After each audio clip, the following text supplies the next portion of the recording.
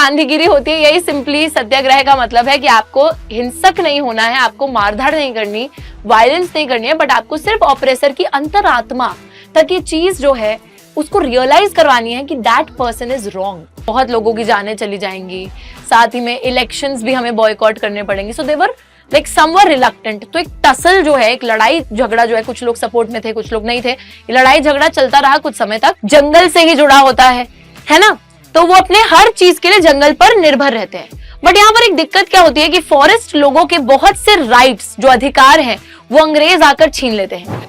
Hello everyone, स्वागत है आप सभी का आज की हमारी इस क्लास में। बच्चों, this is your educator Ujjwala पुंज और आज की क्लास में हम लोग पढ़ने जा रहे हैं हमारे हिस्ट्री का चैप्टर नंबर 2, जिसका नाम है नेशनलिज्म इन इंडिया, यानी कि भारत में राष्ट्रवाद। और बच्चों, अभी तक हम लोगों ने इतना सारा यूरोपियन नेशनलिज्म पढ़ा, यूरोप के कॉन्टिनेंट में नेशनलिस्ट फीलिंग कैसे इमर्ज हुई, कैसे एक जगह से दूसरी जगह, तीसरी जगह, चौथी जगह फैली, कैसे पूरे यूरोपियन कॉन्टिनेंट में नेशन स्टेट्स की फॉर्मेशन हो रही थी। So we have studied about all of that. But अभी ना हम अपने देश की बात करने वाले हैं। तो ना कोई जगह सुनाई देती है, ना दिखाई देती है, सिर्फ एक ही नाम सुनाई देता है और वो है इंडिया। तो मेरे को बताना कमेंट्स के अंदर कि कौन सी मूवी का डायलॉग है। पता नहीं मैंने ठीक भी बोला है कि नहीं, बट हाँ ठीक है, जो भी है। चलो, अभी हम लोग सिर्फ और सिर्फ इंडिया की बात करने वाले हैं। और भारत के अंदर बच्चों जो पूरा का पूरा संघर्ष हुआ था, अंग्रेजों से आजादी हम लोगों ने हासिल करी थी, कैसे करी थी, कौन कौन से लीडर्स ने एक बहुत अहम भूमिका निभाई है अपनी उस चीज के अंदर। So we will be looking at all of that in this chapter. बिल्कुल एक कहानी की तरह है और उस कहानी की तरह ही पिरो कर आपको मैं समझाने वाली हूं। सो फटाफट से शुरू कर लेते हैं without wasting any more time. And यहां पर आ जाते हैं सबसे पहले बात करने के लिए फर्स्ट वर्ल्ड वॉर की। फर्स्ट वर्ल्ड वॉर कब हुई थी, याद है कि नहीं याद है? चलो मैं बता देती हूँ। फर्स्ट वर्ल्ड वॉर हुई थी 1914 से लेके 1918 तक। पर मैम देखो, हमें फर्स्ट वर्ल्ड वॉर का ईयर ना भी याद हो, लेकिन हमें इतना पता है कि इंडिया बिल्कुल भी फर्स्ट वर्ल्ड वॉर में इन्वॉल्व नहीं था। इंडिया नहीं लड़ाई कर रहा था फर्स्ट वर्ल्ड वॉर में, बट यार इनडायरेक्टली तो हम इन्वॉल्व थे। हमारे ऊपर अंग्रेज शासन कर रहे थे, अंग्रेज वॉर का हिस्सा थे, तो कुछ तो इम्पैक्ट हमारे ऊपर भी पड़ा होगा। सो वर्ल्ड वॉर का क्या प्रभाव भारत पे पड़ा है, उस चीज की बात करने वाले हैं। That is the very first topic of this chapter. तो 1919 के बाद हम ये देखते हैं कि नेशनल मूवमेंट, यानी कि बच्चों जो हमारी एक तरीके से हम बोल सकते हैं जो हमारा राष्ट्रीय आंदोलन था, वो नए नए जगहों पे फैलने लग गया था, नए नए सोशल ग्रुप्स को इनकॉर्पोरेट करने लग गया था, शामिल करने लग गया था, और नए तरीके जो है स्ट्रगल के वो भी डेवलप हुए थे। लेकिन 1919 से पहले तक, यानी कि 1918 तक क्या चल रही थी? First world war. और वॉर की वजह से बच्चों एक न्यू इकोनॉमिक और पॉलिटिकल सिचुएशन क्रिएट हुई थी। अब ये ना क्वेश्चन जो है हर साल मैंने देखा है बोर्ड में किसी ना किसी तरीके से पूछ लिया जाता है। सो बहुत इंपॉर्टेंट क्वेश्चन है, इसको 5 स्टार क्वेश्चन मार्क कर दीजिएगा। 1 2 3 4 5 है ना, 5 स्टार क्वेश्चन हमारा है। और क्वेश्चन में पूछा गया है कि फर्स्ट वर्ल्ड वॉर की वजह से एक नई सामाजिक और एक नई आर्थिक स्थिति भारत में किस तरीके से क्रिएट हो गई थी। तो let's look at that as well. ठीक है, इकोनॉमिक एंड पॉलिटिकल, राजनीतिक और एक आर्थिक स्थिति कैसे क्रिएट हो गई थी। तो सबसे पहले तो डिफेंस एक्सपेंडिचर। बच्चों अब देखो, अंग्रेज लोग अपने जो ब्रिटिशर्स थे वो लड़ाई कैसे लड़ेंगे? पत्थर से, पत्थर मारेंगे एक दूसरे के ऊपर? नहीं। सो दे ऑब्वियसली नीड आर्म्स, उनको हथियार चाहिए, और हथियार पे वो खर्चा कर रहे थे। अब उनका खर्चा हो रहा था तो वो वसूलेंगे हम इंडियन से।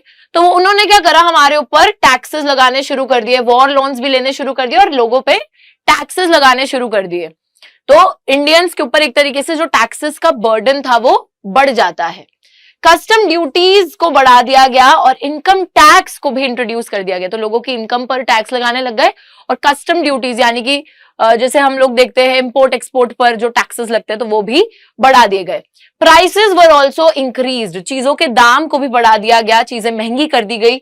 Forced recruitment in rural areas, ग्रामीण क्षेत्रों में यानी कि भारत के गांव वाले इलाकों में लोगों को पकड़ पकड़ कर जबरन उनको ब्रिटिश आर्मी में भर्ती किया जा रहा था, फोर्स्ड रिक्रूटमेंट की जा रही थी।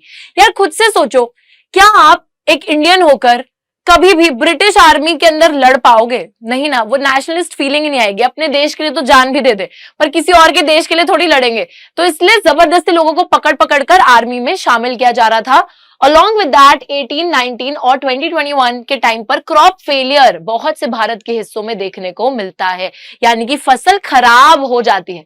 अब बच्चों एक मेरे को बड़ी सिंपल सी चीज बताइएगा, अगर कहीं पे फसल खराब हो गई, ठीक है, क्रॉप फेलियर हो गया, दैट ऑब्वियसली मीन्स कि सप्लाई कम हो गई। सप्लाई कम होने की वजह से क्या होता है, अल्टीमेटली प्राइसेस जो है चीजों के और भी बढ़ जाएंगे, तो लोगों पे बर्डन और बढ़ जाएगा, लोगों के लिए चीजें और महंगी हो जाएंगी। साथ ही में accompanied by an influenza epidemic, तो पूरे एपिडेमिक जो है इन्फ्लुएंजा की बीमारी का वो फैल रहा था भारत के अंदर, बीमारियां हो रही हैं, क्रॉप फेलियर हो रहा है, प्राइसेस बढ़ गए हैं, जबरदस्ती आर्मी में भर्ती कर रहे हैं, टैक्सेस बढ़ा रहे हैं, तो ये सारी चीजें हो रही थी। और ये जो इंपैक्ट था, this was the economic and political impact of the first world war on the Indian people. तो बड़ी सारी परेशानियां चल रही हैं और इस परेशानियों के बीच में एक मसीहा की तरह हमारी कहानी के हीरो, हमारे भारतीय आजादी के हीरो एंटर करते हैं, बापू, नन अदर देन बापू। बापू कौन है बच्चों, महात्मा गांधी, MK गांधी, मोहनदास करमचंद गांधी। और ये कहां से आते हैं, साउथ अफ्रीका से आते हैं, वकालत पढ़कर आते हैं। और देखिए वकालत पढ़ के भी आए थे, अपार्थीड जो साउथ अफ्रीका के अंदर चल रहा था उसके खिलाफ लड़कर भी आए थे, और फिर भारत देश में आ गए हैं, अपने देश में वापस आए हैं। तो जाहिर सी बात है कि यहाँ पर भी अंग्रेजों के खिलाफ लड़ने के लिए इन्होंने बड़े नए नए तरीके निकाले। तो सबसे पहले तो पढ़ लेते हैं कि गांधी जी आए कब थे। ये वापसी भारत आते हैं जनवरी 1915 में, याद रखिएगा। एंड बच्चों के आते ही अपना एक आइडिया देते हैं, कौन सा, द आइडिया ऑफ सत्याग्रह। अब देखिए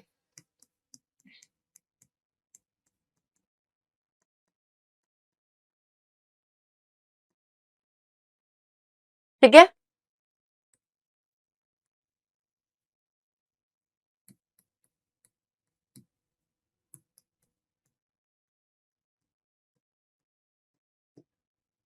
सत्याग्रह दो शब्दों से बना है, सत्य और आग्रह। सत्य का मतलब होता है सच यानी कि ट्रूथ, और आग्रह का मतलब होता है टू होल्ड इट फर्म यानी कि सच को बनाए रखना। बच्चों गांधी जी सत्याग्रह के बेसिस पर ही अफ्रीका के अंदर जो अपार्थीड सिस्टम था उसके खिलाफ भी लड़कर आ रहे थे, और वो इंडिया आकर सत्याग्रह का आइडिया जो है लोगों को बताते हैं, लोगों तक पहुंचाते हैं। अब सत्याग्रह का आइडिया क्या है, इस पे भी क्वेश्चन आ सकता है, तो ध्यान से मेरी बात को सुनिएगा। सत्याग्रह emphasized on the power of truth and the need to search for truth. Power of truth, सच्चाई की शक्ति में विश्वास करो और सच को ढूंढो। गांधी जी उसी के साथ ये बोलते हैं कि अगर आपका कॉज सच्चा है तो स्ट्रगल जो है, अगर वो अगेंस्ट इनजस्टिस है, तो physical force is not necessary to fight with the oppressor. बच्चों सिंपल सी चीज है, ठीक है। यहां पे बोला जा रहा है कि दो लोग हैं, अगर एक है चिंटू, एक है मिंटू, ठीक है, this is Chintu and this is Mintu. अब क्या होता है, सपोज मिंटू जो है ना वो यहां पर हमारे थोड़े बुरे इंसान हैं, ठीक है, और मिंटू क्या करते हैं, मिंटू ना चिंटू को बहुत परेशान करते हैं, चिंटू को कभी भी ऐसे थप्पड़ वप्पड़ मार देते हैं, चिंटू को गाली गलोच करते हैं, बदतमीजी करते हैं उनके साथ, और चिंटू बड़े परेशान है। अब चिंटू क्या है, चिंटू सच्चे इंसान है। चिंटू घर आके अपनी मम्मी को बताते हैं कि मम्मी मेरे साथ ना मिंटू ये करता है, वो करता है, मुझको बहुत परेशान करता है और रोता है, ठीक है। अब ऑब्वियसली यहां पर चिंटू सच्चे हैं, मिंटू गलत है, और अगर चिंटू सच्चे हैं, उनका कॉज बिल्कुल सच्चा है, ठीक है, और वो अपने ऑपरेसर जो उनको दबा रहा है उसके खिलाफ लड़ रहे हैं, इनजस्टिस के खिलाफ लड़ रहे हैं, अन्याय के खिलाफ लड़ रहे हैं, तो गांधी जी ने ये बोला कि ऐसा नहीं है कि आप भी फिजिकल फोर्स को यूज करोगे, आपको हिंसक नहीं होना है, ठीक है। अगर आप सच्चे हो, आप सच के लिए लड़ रहे हो, दूसरा इंसान आपके साथ गलत कर रहा है, तो आपको फिजिकल फोर्स यानी कि हिंसा करने की जरूरत नहीं है अपने ऑपरेसर के खिलाफ, आप सिर्फ सच की बुनियाद पर जीत सकते हो। बच्चे बोलेंगे मैम ये गांधी जी ने कैसी बात कर दी, एक मुक्का मारो मिंटू को वहीं पे लेटा दो जीत जाओ, नहीं, ठीक है। सो ध्यान से सुनिए गांधी जी का आइडिया क्या बोल रहा है सत्याग्रह का। वो कह रहे हैं बच्चों कि people including the oppressor had to be persuaded to see the truth instead of being forced to accept it through violence truth will ultimately triumph. सच की हमेशा जीत होगी। आपको अपने ऑपरेसर को ये रियलाइज करवाना है कि वो गलत है, बिना हिंसा करे। एक मूवी है लगे रहो मुन्ना भाई, ठीक है, उस मूवी के अंदर पूरा प्रॉपर गांधीगिरी दिखाई गई है कि बिना मारधाड़ करे किस तरीके से अपने ऑपरेसर को ये रियलाइज करवाना है कि वो गलत है। तो उसमें ना एक बहुत अच्छा सीन होता है, लाइक अगर आप लोगों ने मूवी नहीं देखी है तो मैं बता रही हूँ। तो क्या होता है, एक इंसान ना बार बार पान खा के थूक के जाता है किसी के घर के आगे। तो वो बोलते हैं कि यार ये बंदा जो है ना ये डेली मेरे घर के आगे थूक के जाता है, मैं क्या करूं अब, मतलब मैं उसे थप्पड़ मारूं, क्या करूं। वायलेंस तो यूज नहीं कर सकते गांधीगिरी के अंदर। तो वो कहते हैं कि आप ना एक काम करो, जब भी वो थूक के जाए ना तो उसकी नजरों के सामने ना साफ करो, ठीक है, मतलब साफ करो उस थूक को। अब वो इंसान डेली साफ करता रहता। अब खुद बताओ यार, जो दूसरा बार बार थूक के जा रहा है, अगर वो देख रहा है कि ये तो इंसान, इसको तो कोई फर्क ही नहीं पड़ रहा, ये तो मेरे को स्माइल पास करता है और मेरे वही गंद जो है उसको साफ करता रहता है। तो अब ना उसके अंतरात्मा को ये चीज रियलाइज हुई, उसको थोड़ी शर्म आई कि मैं जो कर रहा हूं वो गलत है, and then that person stops doing that. So एक तरीके से जो सच्चा था उसकी जीत हो गई, राइट। तो यही सिंपली गांधीगिरी होती है, यही सिंपली सत्याग्रह का मतलब है कि आपको हिंसक नहीं होना है, आपको मारधाड़ नहीं करनी, वायलेंस नहीं करनी है, बट आपको सिर्फ ऑपरेसर की अंतरात्मा तक ये चीज जो है उसको रियलाइज करवानी है कि that person is wrong, that person is doing something wrong. और जब आप ये चीज उसको रियलाइज करवा दोगे ना, जब उसको ये बात पता चल जाएगी तो वो अपने आप सुधर जाएगा। प्यार की भाषा समझाओ, जो समझते नहीं है लोग, बहुत आइडियलिस्टिक चीज है, हाँ, बट यही बात है। तो बिलीव दैट दिस धर्म of non violence could unite all Indians. और उनको लगता था कि ये जो धर्म है अहिंसा का, ये सारे भारतीयों को साथ में जोड़ भी सकता है, यूनाइट भी कर सकता है। और बच्चों, गांधी जी ने सबसे पहले जो अपने एक्सपेरिमेंट्स थे सत्याग्रह के, 3 जगह उन्होंने सत्याग्रह का अपना एक्सपेरिमेंट करा है। सबसे पहले याद रखिएगा 1917 में चंपारण बिहार में वो जाते हैं। तो बिहार के अंदर एक जगह है चंपारण, और चंपारण के अंदर जो पेजेंट्स होते हैं उनसे जोर जबरदस्ती इंडिगो प्लांटेशन का काम करवाया जा रहा था। तो उन पेजेंट्स को सपोर्ट करते हैं और स्ट्रगल जो था उनका अगेंस्ट द फोर्स्ड प्लांटेशन जो कि वो लड़ रहे थे, उसमें उनको समर्थन देते हैं। फिर 1917 में ही एक और स्ट्रगल हमें देखने को मिलता है गुजरात के खेड़ा डिस्ट्रिक्ट में। तो गुजरात के खेड़ा डिस्ट्रिक्ट के अंदर कुछ पेजेंट्स होते हैं जो कि काफी ज्यादा परेशान होते हैं, क्योंकि उनसे रिवेन्यू लिया जा रहा होता है। लाइक वो जिस जमीन पे काम कर रहे होते हैं तो रिवेन्यू लिया जा रहा होता है। But the pageants were actually disturbed because बच्चों वो पेजेंट्स एक तो प्लेग एपिडेमिक को भी फेस करते हैं, प्लस क्रॉप फेलियर को भी फेस करते हैं। तो क्रॉप फेलियर और प्लेग एपिडेमिक की वजह से उन लोगों के पास खुद ही पैसा नहीं होता, तो फिर रेवेन्यू डिमांड जो है गवर्नमेंट की वो कैसी पूरी करेंगे। तो इसलिए गांधी जी उनको सपोर्ट करते हैं इस चीज में। और तीसरा जो सत्याग्रह का एक्सपेरिमेंट है वो होता है 1918 में अहमदाबाद, जो कि अगेन गुजरात में है वहीं पर। और यहाँ पे जो कॉटन मिल वर्कर्स होते हैं, यानी कि कॉटन फैक्ट्री में जो वर्कर्स काम कर रहे होते हैं, वो एक तरीके से परेशान होते हैं क्योंकि उनसे बहुत लंबे लंबे समय तक काम करवाया जा रहा था और उनको उसका पैसा नहीं दिया जाता था। जैसे बहुत ज्यादा देर काम कर रहे हैं, पैसा भी नहीं दिया जाता, रेस्ट भी नहीं दिया जाता, so all of those things, so they were really troubled because of that. तो उन कॉटन मिल वर्कर्स को सपोर्ट करने के लिए यहाँ पर सत्याग्रह ऑर्गेनाइज किया जाता है। तो ये तो छोटे छोटे एक्सपेरिमेंट्स थे सत्याग्रह के जो गांधी जी ने ऑर्गेनाइज करे। उसके बाद एक थोड़ा सा बड़ा सत्याग्रह का एक्सपेरिमेंट होता है जब रॉलेट एक्ट आती है। बच्चों, what was the Rowlatt act? Rowlatt Act gave the government enormous powers to repress political activities. It allowed detention of political prisoners without a trial for 2 years. तो जो हमारी इंपीरियल लेजिस्लेटिव काउंसिल थी बच्चों, जैसे बहुत से ब्रिटिश मेंबर्स थे, बहुत से इंडियन मेंबर्स भी उसके अंदर थे, वो पास कर देती है रॉलेट एक्ट को फटाफट से। और रॉलेट एक्ट के जरिए ब्रिटिशर्स को ये पावर मिल जाती है कि वो किसी भी पॉलिटिकल प्रिजनर्स को डिटेन कर सकते हैं, कस्टडी में रख सकते हैं बिना एक ट्रायल के। तो वो होता है ना कि कोई भी अरेस्टेड इंसान होता है तो उसको सबसे पहले जज के आगे पेशी देनी होती है उसकी, ये समझने के लिए कि क्या वो सही बेसिस पर अरेस्ट भी हुआ है या नहीं। लेकिन यहाँ पे ऐसा नहीं था। यहाँ बिना ट्रायल के आप किसी भी पॉलिटिकल प्रिजनर को अरेस्ट कर सकते हो, 2 साल तक उसको डिटेंशन में रख सकते हो। तो ये तो हमारी ब्रिटिश गवर्नमेंट को काफी ज्यादा पावर मिल गई थी। आगे देखिए होता क्या है। अब बड़े गुस्सा हो गए गांधी जी। अब जो है alarmed by the popular upsurge and scared that the lines of communication such as the railways, telegraph would be disrupted, British administration decided to clamp down on the nationalists. बच्चों, अब ना ब्रिटिशर्स को पता तो लग गया है कि हम ये जो रॉलेट एक्ट लेकर आए हैं इससे लोग जो है काफी गुस्से में हैं।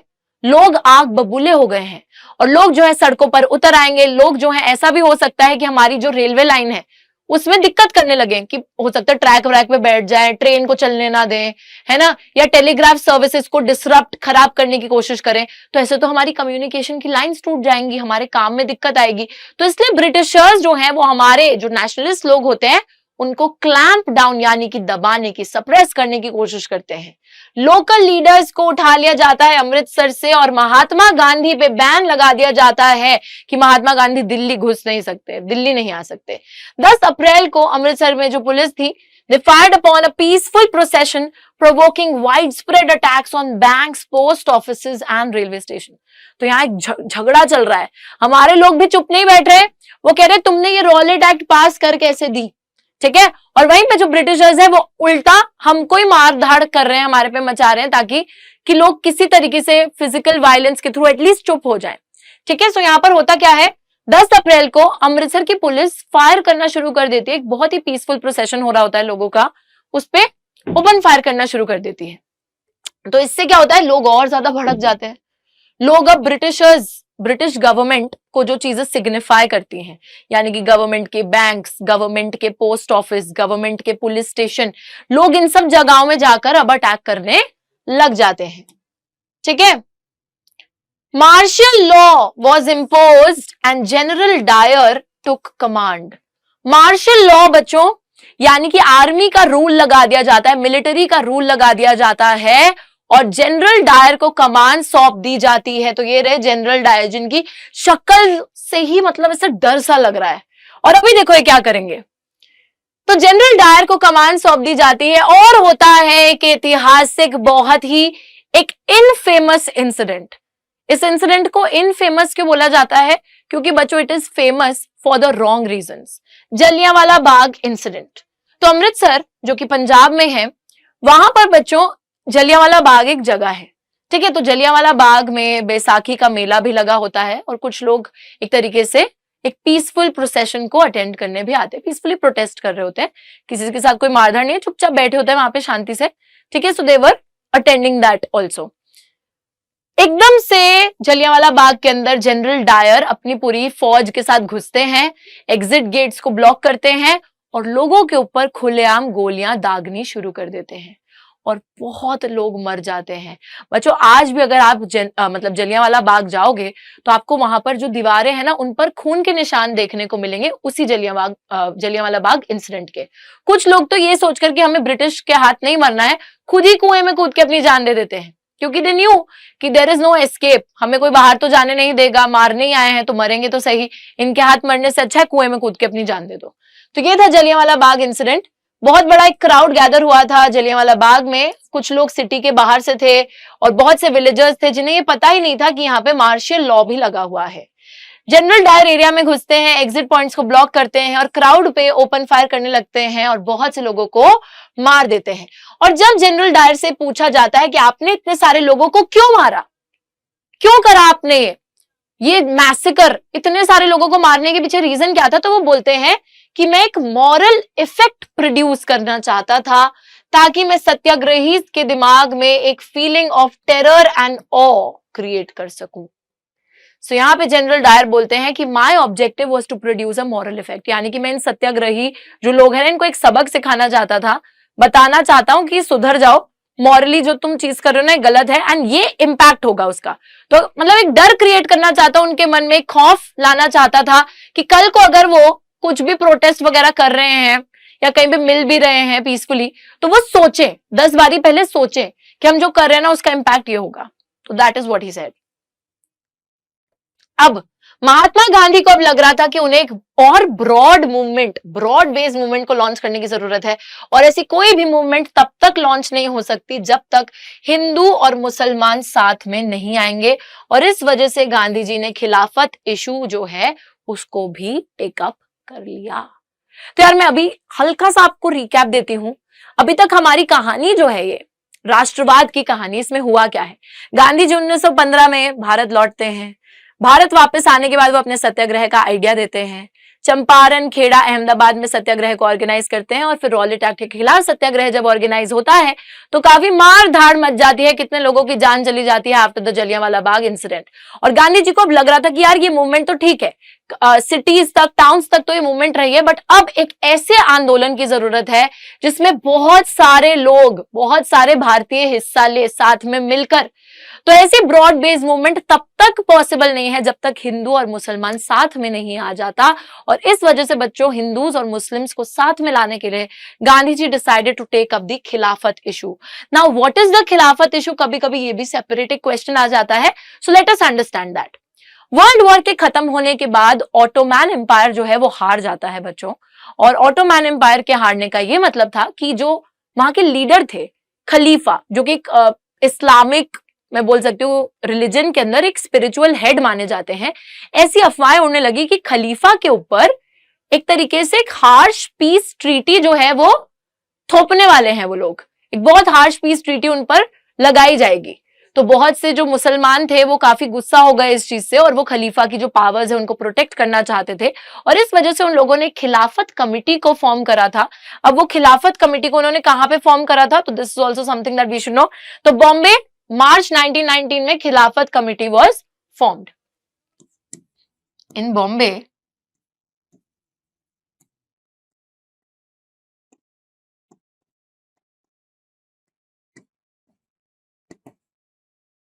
खिलाफत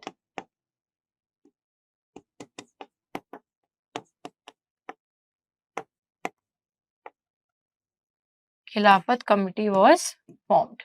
ऑलराइट, तो ये खिलाफत कमेटी बॉम्बे में मार्च 1919 में फॉर्म की जाती है। आई जस्ट होप कि आप लोगों को ये बात समझ में आ रही है।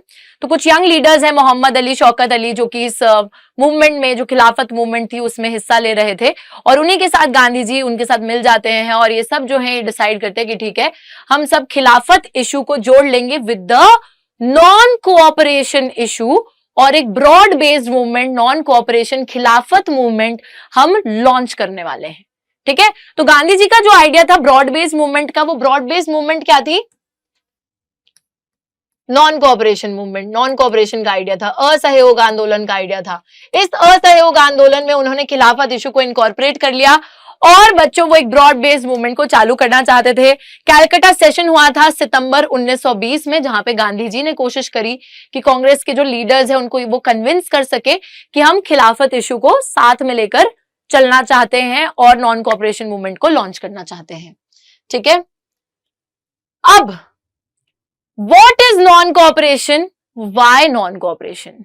नॉन कोऑपरेशन असल में है क्या, और नॉन कोऑपरेशन को चालू किया क्यों जा रहा था? तो इस चीज को समझते हैं। बच्चों, गांधी जी की ना एक किताब आती है, हिंद स्वराज 1909 में, जिसमें गांधी जी बताते हैं कि नॉन कोऑपरेशन यानी कि असहयोग क्या है।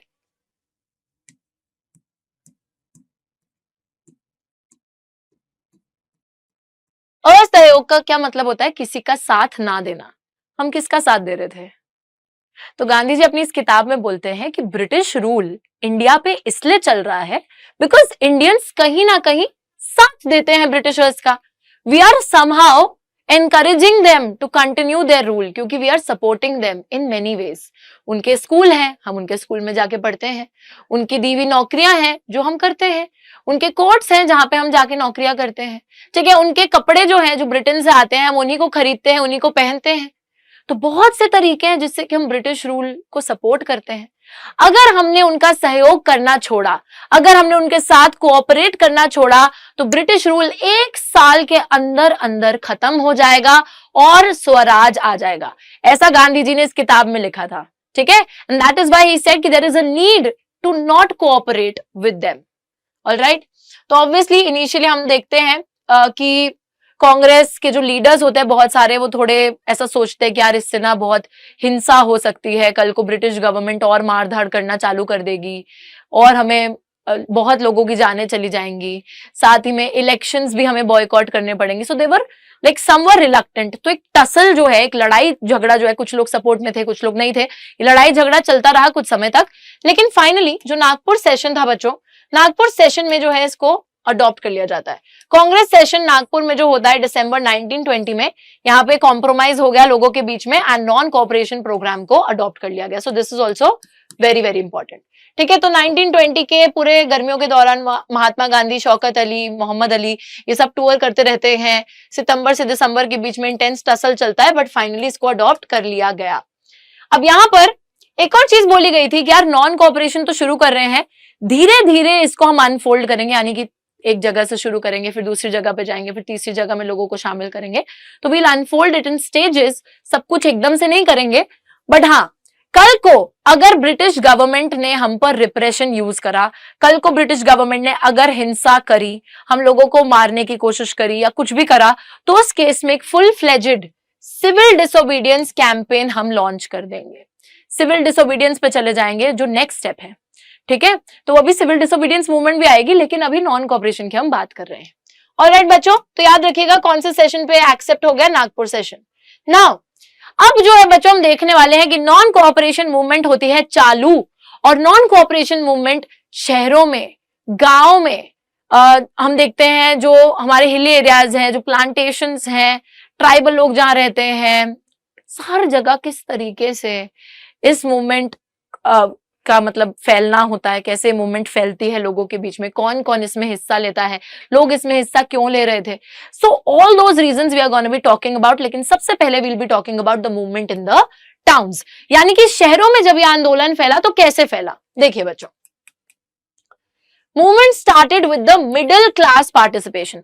सिटीज में जो मिडिल क्लास लोग थे उन्होंने इस मूवमेंट में हिस्सा लिया। तो क्या करा फिर, हिस्सा लेने के बाद बहुत से बच्चे जो हैं, they left the government controlled schools, colleges, headmasters, teachers resigned, lawyers gave up their legal practices.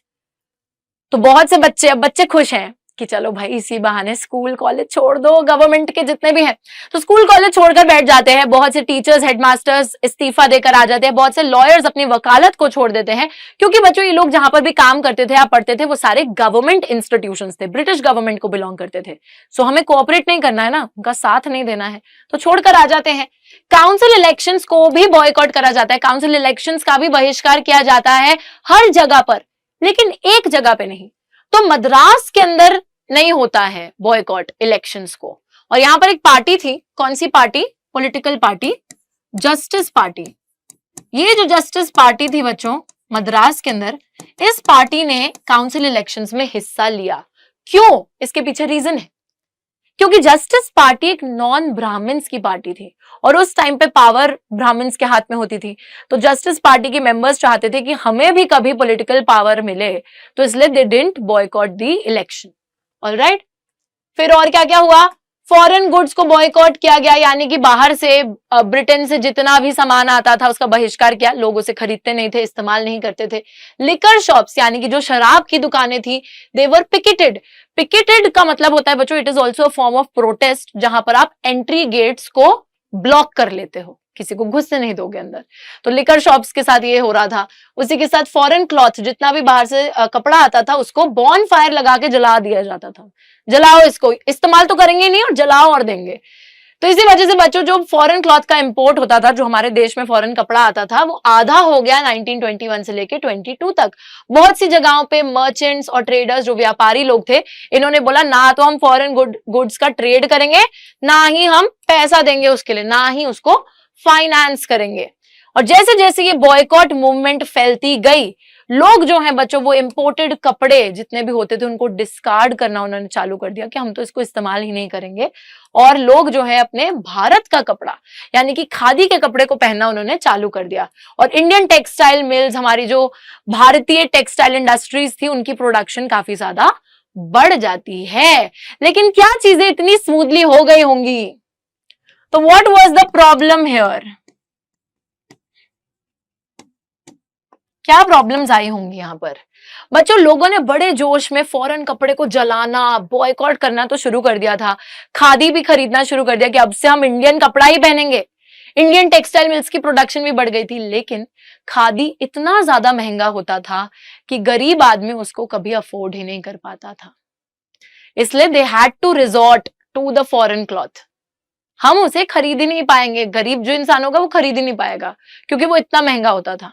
ठीक है। उसी के साथ दूसरी दिक्कत ये हुई कि जो बच्चे हेडमास्टर, टीचर, लॉयर सब छोड़ छाड़ कर आए थे ना इंस्टीट्यूशंस, उनको ये पता चला कि यार कोई ऑल्टरनेटिव इंडियन इंस्टीट्यूशंस ही नहीं है, कोई ऑल्टरनेटिव इंडियन स्कूल्स नहीं है, कोई ऑल्टरनेटिव इंडियन कॉलेजेस नहीं है जहां पर हम काम कर सके या पढ़ाई करने जा सके। So they also had to go back. उन्हें भी वापसी स्कूल, कब तक छुट्टी करोगे भाई, पढ़ना तो है ही, और कोई ऑल्टरनेटिव इंस्टीट्यूशन नहीं दिखा, तो they had to go back to those colleges, those schools, to their jobs. दिक्कत हो गई है कि नहीं। चलिए आगे चल लेते हैं। अब टाउन्स के बाद बारी आ गई है बात करने की, आगे चल लेते हैं। यहां पर बच्चे हम बात करेंगे rebellion in the country side के बारे में। कंट्री साइड क्या होता है, सबसे पहले तो इस चीज को समझो। कंट्री साइड का मतलब होता है गांव की बात हो रही है, ठीक है। अब कंट्री साइड के अंदर रिबेलियन हो रहा था, लोग बागी बने पड़े थे। क्यों बन गए थे लोग बागी, तो सबसे पहले यहां पर हम दो ग्रुप्स की बात करेंगे। एक होंगे हमारे पेजेंट्स, पेजेंट्स का जो स्ट्रगल है, जो किसान है उन्होंने कैसा संघर्ष करा है उसकी बात करेंगे, और उसके बाद हम ट्राइबल्स की बात करेंगे, जो ट्राइबल लोग हैं, जो आदिवासी हैं, उनकी बात करेंगे। सबसे पहले let us talk about pageants, और स्पेसिफिकली हम लोग अवध के पेजेंट्स की बात कर रहे हैं। बच्चों अवध जो है उत्तर प्रदेश में एक जगह है, और वहीं के जो पेजेंट्स हैं वो किस परेशानी से जूझ रहे थे, उनका लीडर कौन बना, और उन लोगों ने किसके खिलाफ मूवमेंट लड़ी, क्यों लड़ी, नॉन कोऑपरेशन में उन्होंने हिस्सा क्यों लिया, all of that we are gonna understand. तो देखिए अवध के अंदर जो पेजेंट्स थे they were led by Baba Ramchandra. अब बच्चों इनके लीडर कौन थे, पेजेंट्स के लीडर बने थे बाबा रामचंद्र, और बाबा रामचंद्र खुद एक सन्यासी थे जो कि एक समय पर इंडेंट्योर्ड लेबर की तरह फिजी में काम किया करते थे। इंडेंट्योर्ड लेबर कौन होती थी, जिसको जैसे ब्रिटिशर लेबर बना के देश से बाहर भेज देते थे दूसरी जगहों पे काम करने के लिए, ठीक है। तो इनको एक इंडेंट्योर्ड लेबर की तरह फिजी में काम करने को भेजा गया था, और अभी वापस इंडिया आ चुके थे, और ये एक सन्यासी थे, और ये जो है इस मूवमेंट को लीड कर रहे थे। क्यों थी ये मूवमेंट, पहले तो इस चीज को समझते हैं। मूवमेंट यहाँ पे तालुकदार और लैंडलॉर्ड्स के खिलाफ थी। बच्चों जो लोग जिनके पास बहुत ज्यादा जमीनें थी, ठीक है, जिन जमीनों पर किसान काम करते थे, तो उन तालुकदारों और लैंडलॉर्ड्स के खिलाफ ये आंदोलन था, क्योंकि बच्चों पेजेंट्स को बेगार करना पड़ता था एंड लैंडलॉर्ड्स के फार्म्स पे काम करना पड़ता था बिना किसी पेमेंट के। बेगार क्या होता है, बेगार is a forced labour without a payment. आपको पैसा नहीं मिलेगा, आपसे बस जबरदस्ती काम कराया जा रहा है। तो यहाँ पे बेगार इनको करना पड़ता था, और लैंडलॉर्ड्स के जो फार्म्स थे वहां पर भी इनको बिना किसी पेमेंट के काम करना पड़ता था। आगे अगर हम देखें, पेजेंट मूवमेंट की डिमांड ये थी कि जो रेवेन्यू उनसे लिया जाता है, जो पैसा उनसे लिया जाता है, उसको रिड्यूस किया जाए, बेगार को हटाया जाए, और जितने भी लैंडलॉर्ड्स हैं जो कि एक तरीके से इनको ऑप्रेस कर रहे थे, जो कि एक तरीके से इनका शोषण करते थे, इनको दबाते थे, उन सब का बहिष्कार किया जाए, वो भी एक सामाजिक लेवल पे सारे के सारे लोग मिलकर इनका बहिष्कार करें, ठीक है। सो यहाँ पर बच्चों एक चीज बड़ी इंटरेस्टिंग है। हम लोगों को लग रहा है कि नॉन कोऑपरेशन मूवमेंट अंग्रेजों के खिलाफ है, बट असल में ये मूवमेंट उन सारे ही लोगों के खिलाफ है जो कि आपके साथ गलत कर रहे हैं, ठीक है। It is against injustice in general, चाहे वो अंग्रेज गलत कर रहे हो, चाहे अपने ही लोग गलत कर रहे हो। तो यहाँ पर देखो तालुकदार है, लैंडलॉर्ड्स है, तो अपने ही लोग हैं, है ना, ये भी गलत कर रहे हैं पेजेंट्स के साथ, तो उनके खिलाफ मूवमेंट हो रही है। या फिर अगर मैं बात करूं कि जो गवर्नमेंट है वो भी रेवेन्यू लिया करती थी, पेजेंट से पैसा लिया करती थी, तो ऑब्वियसली बात है पेजेंट्स कहां से देंगे वो पैसा, they are not able to earn that much money कि वो रेवेन्यू डिमांड भी पूरी करें। तो एक तो वो कह रहे थे कि रेवेन्यू की जो डिमांड है उसको खत्म करो, लैंडलॉर्ड्स हमें जो इतना शोषण करते हैं हमारे साथ, जो हमसे बेगार कराते हैं, बेफालतू में काम कराते हैं, पैसा नहीं देते, उनका बहिष्कार कीजिए, और साथ ही में बेगार को भी खत्म करो। तो ये सारी इनकी डिमांड्स थी। बहुत सी जगहों पर इन लोगों ने अपनी मूवमेंट के दौरान नाई धोबी बंद को ऑर्गेनाइज करा, बंद कर दिया, नाई धोबी का काम बंद कर दिया। तो जैसे नाई होता है आपके बाल बाल काटेंगे, धोबी हैं जो कि आपके कपड़ों को इस्त्री करेंगे, धोएंगे, तो नाई धोबी ने मतलब अपना काम ही करना बंद कर दिया इन सॉर्ट ऑफ प्रोटेस्ट करने के चक्कर में। और ऑब्वियसली बात है, कितना अमीर से अमीर इंसान भी हो, वो जाएगा तो नाई और धोबी के पास ही ना, जो अपने जरूरी काम है उनके लिए। तो वही वाली चीजें वो बंद करके बैठ गए। देन व्हाट हैपेंड, अब यहां पर देखो होता क्या है। जून 1920 में जवाहरलाल नेहरू जो हैं वो अवध के गांव में लाइक ऐसे टूर अपना चालू करते हैं, घूमना चालू करते हैं वहां पे कंडीशन को समझने के लिए। अक्टूबर तक अवध किसान सभा या फिर औध किसान सभा को बनाया जाता है, जिसको लीड कर रहे थे जवाहरलाल नेहरू, बाबा रामचंद्र और कुछ और लोग। कांग्रेस पार्टी का एफर्ट या कांग्रेस पार्टी की यहां पर कोशिश यही थी कि इस अवध पेजेंट स्ट्रगल को, जो वाइडर स्ट्रगल है, जो कंट्री वाइड लेवल पे संघर्ष चल रहा है, कौन सा संघर्ष चल रहा था यहां पर, नॉन कोऑपरेशन मूवमेंट का, उसमें मर्ज किया जा सके अवध पेजेंट स्ट्रगल को। आगे देखिए क्या होता है।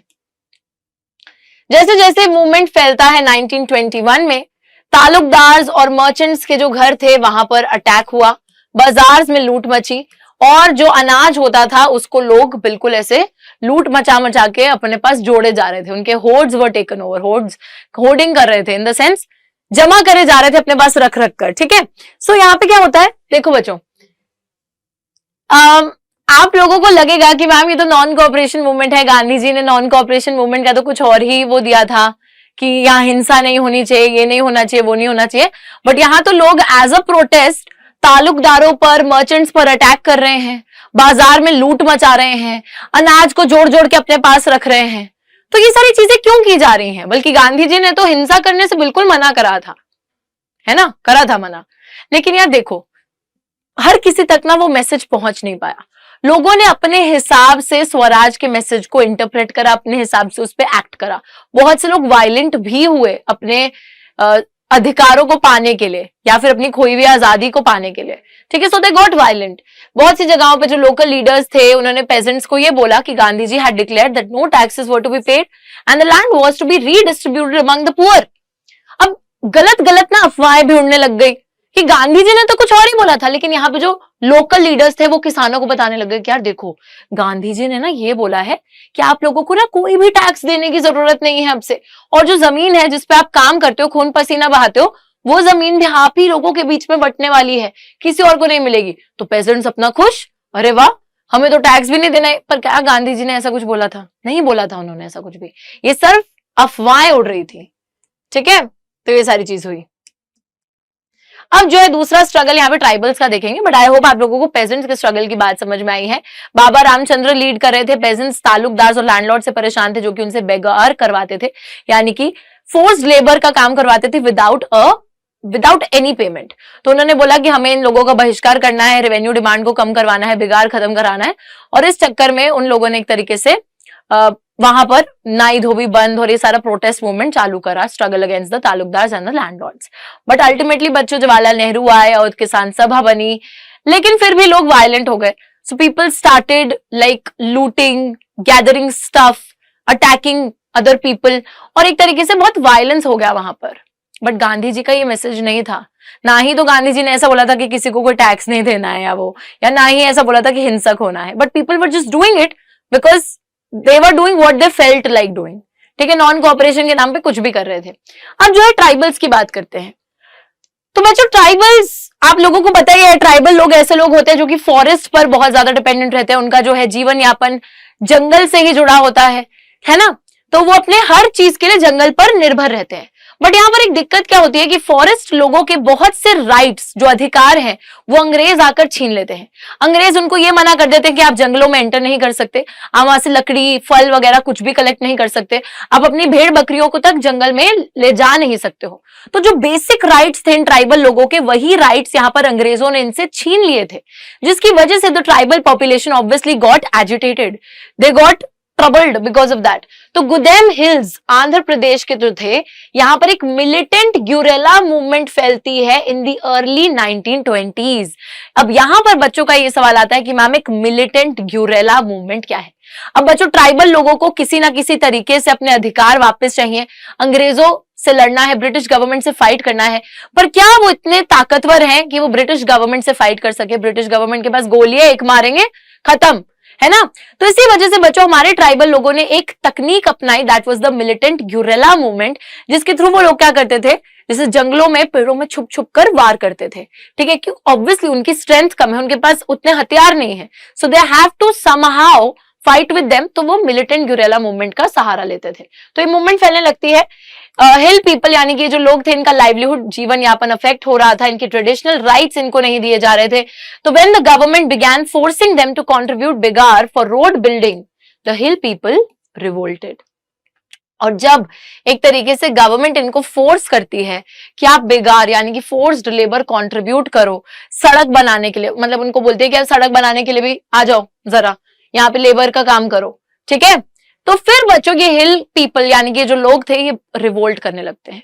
ये कहते हैं अब हम चुप नहीं बैठेंगे, वैसे ही आपने हमसे हमारे अधिकार तो छीने ही छीने, प्लस अब हमसे जबरदस्ती लेबर का काम भी करा रहे हो, तो यार ऐसे तो नहीं चलेगा। फिर होता क्या है यहाँ पर देखिए, इनके लीडर थे अलूरी सीताराम राजू। तो बच्चों आपको याद होगा पेजेंट्स के लीडर थे बाबा रामचंद्र, उसी तरीके से ट्राइबल लोगों को जिसने लीड करा था उस पर्सनालिटी का नाम है अलूरी सीताराम राजू। और ये काफी इंटरेस्टिंग इंसान है। ये कहते थे मेरे पास है स्पेशल पावर्स, मैं भविष्यवाणी कर सकता हूं, मैं लोगों को ठीक कर सकता हूं, and even I can survive bullet shots. कोई मेरे को गोली भी मारेगा ना तो मैं वो बुलेट शॉट्स भी सर्वाइव कर सकता हूं। तो अलूरी सीताराम राजू ऐसा क्लेम क्या करते थे कि I have all the special powers. Alluri Sitaram Raju talked of greatness of Mahatma Gandhi, said he was inspired by the non-cooperation movement and persuaded people to wear khadi and give up drinking. तो अलूरी सीताराम राजू काफी ज्यादा impressed थे गांधी जी से काफी ज्यादा inspired थे। तो वो ये बोलते थे कि मैं नॉन कोऑपरेशन मूवमेंट को सपोर्ट भी करता हूं, साथ ही में लोगों को ये भी बोलते थे कि आप लोग पीना छोड़ दो, ठीक है, आप लोग खादी पहनो, जैसे गांधी जी का मैसेज है। बट उसी के साथ साथ ये कहते थे कि इंडिया तब तक आजाद नहीं हो सकता जब तक हम ऐसे चुप बैठे रहेंगे। सो हमें हिंसक तो होना ही पड़ेगा, वायलेंस तो करनी पड़ेगी। बिना वायलेंस के, बिना हथियार उठाए कैसे जीत जाएंगे, कैसे आजाद हो जाएंगे। तो एक तरीके से ये सारी गांधी जी की फिलॉसफी में विश्वास रखते थे, बट नॉन वायलेंस में विश्वास नहीं रखते थे। ये कहते थे लड़ाई नहीं जब तक होगी तब तक कुछ नहीं हो सकता, आजादी नहीं मिल सकती। अब आगे क्या होता है यहाँ पर, ये जो गुदेम रिबेल्स थे, जो बागी थे बच्चों गुदेम एरिया के, ये लोग पुलिस स्टेशन पर अटैक करते हैं, क्योंकि ऑब्वियसली पुलिस स्टेशन गवर्नमेंट का सिंबल है। ब्रिटिश लोगों को, ब्रिटिश ऑफिशियल्स जो थे उनको मारने की कोशिश करते हैं और अपना ग्यूरेला वॉरफेयर कैरी आउट करते रहते हैं आजादी पाने के लिए, स्वराज को अचीव करने के लिए। अल्टीमेटली अलूरी सीताराम राजू को पकड़ लिया जाता है, कैप्चर कर लिया जाता है और मार दिया जाता है 1924 में।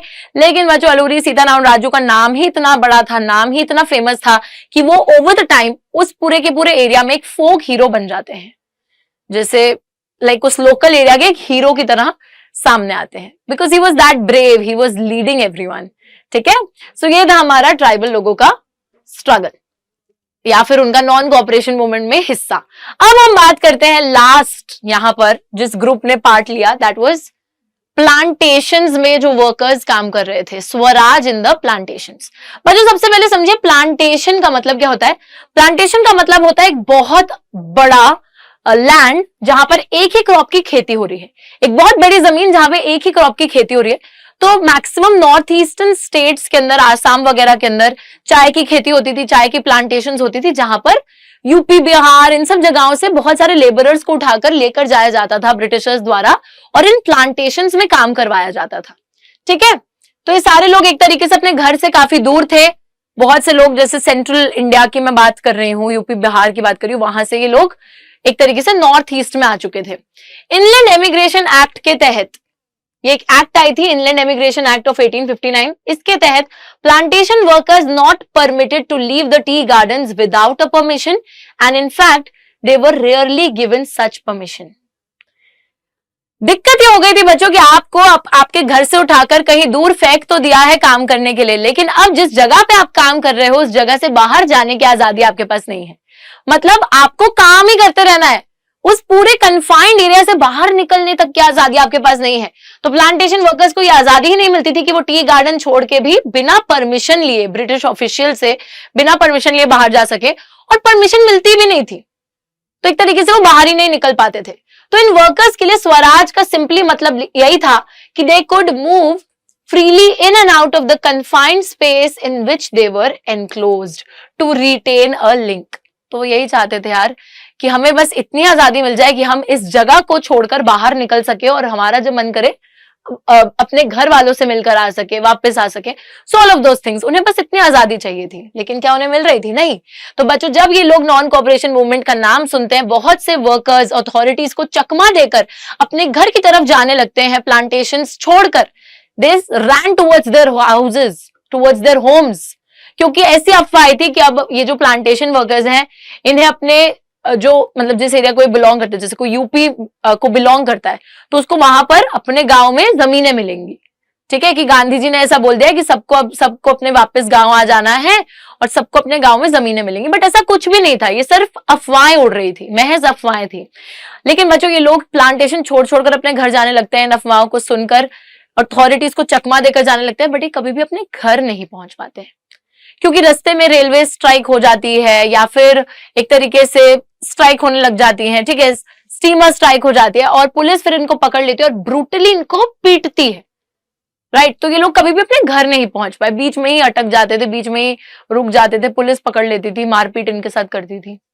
So that happened. ऑलराइट, तो इनलैंड इमिग्रेशन एक्ट ऑफ 1859 ध्यान में रखिएगा कि इसके तहत वर्कर्स को बाहर जाने की आजादी नहीं थी विदाउट परमिशन, और परमिशन भी नहीं मिलता था। सो इनके लिए बस आजादी का मतलब यही था कि they could move freely in and out of the space that they were confined in, जहां पर इनको बंद रखा हुआ था उससे बाहर अंदर कर सके, लेकिन ऐसा नहीं करने दिया जा रहा था। फिर अफवाहें उड़ती हैं, नॉन कॉपरेशन मूवमेंट चालू हो रहा है, गांधी जी ने बोला सबको जमीनें मिलेंगी, घर वापस आ जाओ, तो ये लोग भागने लगते हैं पर घर कभी पहुंच नहीं पाते। ऑल ऑफ दीज थिंग्स, और इसी के साथ हम आ जाते हैं अपने नेक्स्ट टॉपिक पर, और इसी के साथ बच्चों खत्म होती है नॉन कॉपरेशन मूवमेंट, क्योंकि नॉन कॉपरेशन मूवमेंट जिस एजेंडा के साथ चालू हुई थी कि प्यार से लड़ना है ऑपरेसर के साथ, अहिंसा करके लड़ना है, सच्चाई की जीत होगी, लेकिन यहां पर तो मार धाड़, मुक्के वुक्के, हथियारों से वार, हर चीज चल रही थी, काफी वायलेंट हो गई थी नॉन कॉपरेशन मूवमेंट। टाउन्स के अंदर तो काफी अनसक्सेसफुल रही। फिर हमने देखा कि गांव के अंदर भी पेजेंट्स और ट्राइबल स्ट्रगल तो कर रहे थे, बट हर चीज वायलेंट होती गई, मर गए कितने लोग। और साथ ही में स्वराज इन द प्लांटेशंस की भी जब हमने बात करी, तो ये प्लांटेशन वर्कर्स भी मतलब एक तरीके से रूमर सुन सुन के घर जा रहे थे और कभी घर नहीं पहुंच पाए, तो वो वाली चीज थी। फिर होता है एक incident, Chauri Chaura incident in Gorakhpur, Chauri Chaura incident of 1922, और इस इंसिडेंट के बाद हम लोग देखते हैं कि एक पीसफुल प्रोसेशन हो रहा होता है, और वो कैसे प्रोसेशन एक तरीके से पुलिस के साथ लड़ाई में तब्दील हो जाता है, बहुत से पुलिस वाले मर जाते हैं इस हिंसा में। और इसी वजह से बच्चों गांधी जी बोलते हैं कि बस अभी तक सत्याग्रही प्रॉपरली ट्रेंड नहीं है, इनको ट्रेनिंग की जरूरत है, ठीक है, क्योंकि ये लोग हिंसक हुए जा रहे हैं, ये वायलेंट हुए जा रहे हैं, मैंने तो इनको वायलेंट होने के लिए बोला ही नहीं है। तो after the Chauri Chaura incident of 1922 the non cooperation movement was stopped, a halt was put on it, कि बस खत्म, ठीक है। अब जो है हम एक नई मूवमेंट की तरफ जाएंगे, वो क्या है, सिविल डिसोबीडियंस। तो बच्चों आपको याद होगा कि गांधी जी ने नॉन कोऑपरेशन को चालू करने से पहले ही बोल दिया था कि अगर ब्रिटिश अथॉरिटीज हम पे वार करती हैं, हमको किसी भी तरीके से रिप्रेस करने की कोशिश करेंगी, तो हम एक full fledged civil disobedience movement को लॉन्च कर देंगे। और वो वही करते हैं, देखो करते क्या है। So in Feb 1922 Mahatma Gandhi decided to withdraw the non cooperation movement, ठीक है। क्यों विड्रॉ करी नॉन कोऑपरेशन मूवमेंट? क्योंकि उनको ये लगा कि मूवमेंट जो है काफी ज्यादा हिंसक हो रही है, काफी वायलेंट हो रही है बहुत सी जगहों में, और सत्याग्रही को प्रॉपर ट्रेनिंग की जरूरत है, तभी वो जाकर मास स्ट्रगल के लिए तैयार हो पाएंगे, मासेस के साथ वो संघर्ष कर पाएंगे, पर पहले उनको प्रॉपर ट्रेनिंग की जरूरत है, नहीं तो वायलेंट ही होते जा रहे हैं ये लोग। तो आफ्टर द, याद रखिएगा, चौरी चौरा इंसिडेंट ऑफ 1922 इन उत्तर प्रदेश गोरखपुर, बहुत वायलेंट इंसिडेंट था, इसके बाद रोक दिया गया, ठीक है। C.R. Das Motilal Nehru formed Swaraj Party within the Congress to argue for a return to council politics, but younger leaders like Jawaharlal Nehru, Subhash Chandra Bose pressed for more radical mass agitation and for full independence. अब क्या हुआ बच्चों, non cooperation movement तक ना ये बोला गया था कि हर चीज को बॉयकॉट करना है, काउंसिल इलेक्शंस को बॉयकॉट करना है, तो अभी तक तो सब बॉयकॉट करके बैठे थे। लेकिन अब जब नॉन कोऑपरेशन मूवमेंट खत्म होता है, सो कुछ लोग जो कि कांग्रेस पार्टी के थे, उन्होंने ये बोलना चालू करा कि we want to participate in the elections, we want to get back to the elections.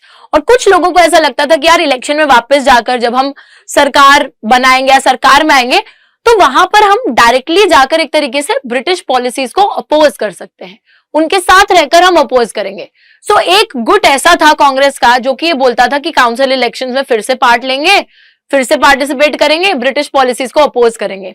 इसी में हमको दिखता है कि C.R. दास मोतीलाल नेहरू कांग्रेस के अंदर ही एक और पार्टी फॉर्म कर लेते हैं, स्वराज पार्टी, और बोलते हैं कि हमें काउंसिल पॉलिटिक्स में वापस जाना है, फिर से इलेक्शन लड़ना है, फिर से गवर्नमेंट वगैरह का सीन पॉलिटिक्स में आना है वापसी। लेकिन कुछ यंगर लीडर्स उस टाइम के, जैसे कि जवाहरलाल नेहरू और सुभाष चंद्र बोस, बोल रहे थे कि यार अब ना ये छोटी मोटी गोली देने से काम नहीं चलेगा। अब हमें चाहिए कि फटाफट से मास एजिटेशन हो, मासेस मिलकर जो है लड़ाई लड़े ब्रिटिशर्स के खिलाफ, और जल्दी से हमें पूर्ण स्वराज मिले, फुल इंडिपेंडेंस चाहिए अब हमको। ठीक है, ये नहीं चाहिए कि ब्रिटिशर्स बोले कि चलो कल को आप ये पार्ट ले लो, वो पार्ट ले लो, अपोज कर दो, ये कर दो, कि कुछ लीडर्स कह रहे हैं ना हम उनकी पॉलिसीज अपोज करेंगे, तो ये बोल रहे हैं यंगर लीडर्स कि हमें ये छोटा मोटा अपोज करके उनसे एक दो बात अपनी मनवा के क्या कर लेंगे हम, हमें पूरी आजादी चाहिए अब। ठीक है, सो दो ऐसे ग्रुप्स बट गए थे कांग्रेस के अंदर ही। अब यहां पर ना ये सब देखकर हमारी ब्रिटिश गवर्नमेंट फिर एक अपनी चाल चलती है, बनती है साइमन कमीशन। तो ब्रिटेन के अंदर एक नई सरकार आई थी, टोरी गवर्नमेंट, और उन्होंने एक स्टैट्यूटरी कमीशन बनाई under sir John Simon. Statutory commission होता है बाय लॉ, एक कमीशन बनाई गई सर जॉन साइमन के तहत, जिसका नाम था साइमन कमीशन। ये इसलिए बनी थी क्योंकि नेशनलिस्ट मूवमेंट को देख रहे थे वो ब्रिटिश गवर्नमेंट, तो ब्रिटिश गवर्नमेंट को ऐसा लगा कि यार ये लोग तो बहुत ज्यादा विद्रोह कर रहे हैं हमारे खिलाफ, बहुत उत्तेजित हो गए हैं, लड़ाई कर रहे हैं, अब इनको चुप कराने के लिए कोई तो छोटी मोटी गोली देनी पड़ेगी। तो इसलिए ये जो नई गवर्नमेंट आई ब्रिटेन के अंदर, टोरी गवर्नमेंट, उसने एक साइमन कमीशन को फॉर्म करा। कमीशन क्या करेगी? कमीशन इसलिए बनाई गई थी ताकि इंडिया का जो कॉन्स्टिट्यूशनल सिस्टम है उसको देखा जाए और उसमें जो बदलाव लाने हैं वो चेंजेस सजेस्ट करे जाए। वाओ, कितना सोचते हैं ब्रिटिशर्स हमारे बारे में। तो उनको लगा यार ये इंडियंस को इतने राइट्स चाहिए, लॉ चाहिए, ये चाहिए, वो चाहिए, तो एक काम करते हैं, एक कमीशन बना देते हैं। वो कमीशन अब कॉन्स्टिट्यूशन को देखेगी और कॉन्स्टिट्यूशन में क्या क्या बदलाव लाने हैं वो सजेस्ट करेगी। बट प्रॉब्लम क्या थी? इस साइमन कमीशन को बना तो दिया, लेकिन दिक्कत क्या थी साइमन कमीशन के साथ? बच्चों, दिक्कत बहुत ही बड़ी थी। साइमन कमीशन बनाई गई थी इंडिया के कॉन्स्टिट्यूशनल सिस्टम को देखकर उसमें चेंजेस सजेस्ट करने के लिए, लेकिन उसमें एक भी इंडियन मेंबर मौजूद ही नहीं था। सारे के सारे अंग्रेज, और उन अंग्रेजों को हमारा संविधान सौंप रहे थे ये, तो दिक्कत तो होगी। तो अब हुआ क्या, एक भी इंडियन मेंबर के ना होने की वजह से इंडियंस को और गुस्सा आ गया। साइमन कमीशन जैसे ही इंडिया में 1928 में प्रवेश करती है तो उसको ग्रीट करा गया। वैसे तो हम हाथ जोड़ के ऐसे ग्रीट करते हैं सबको, लेकिन इनको हमने ग्रीट करा बच्चों ऐसे झंडे लेकर, काले झंडे, Simon go back, go back, जहां से आए हो वहीं को लौट जाओ।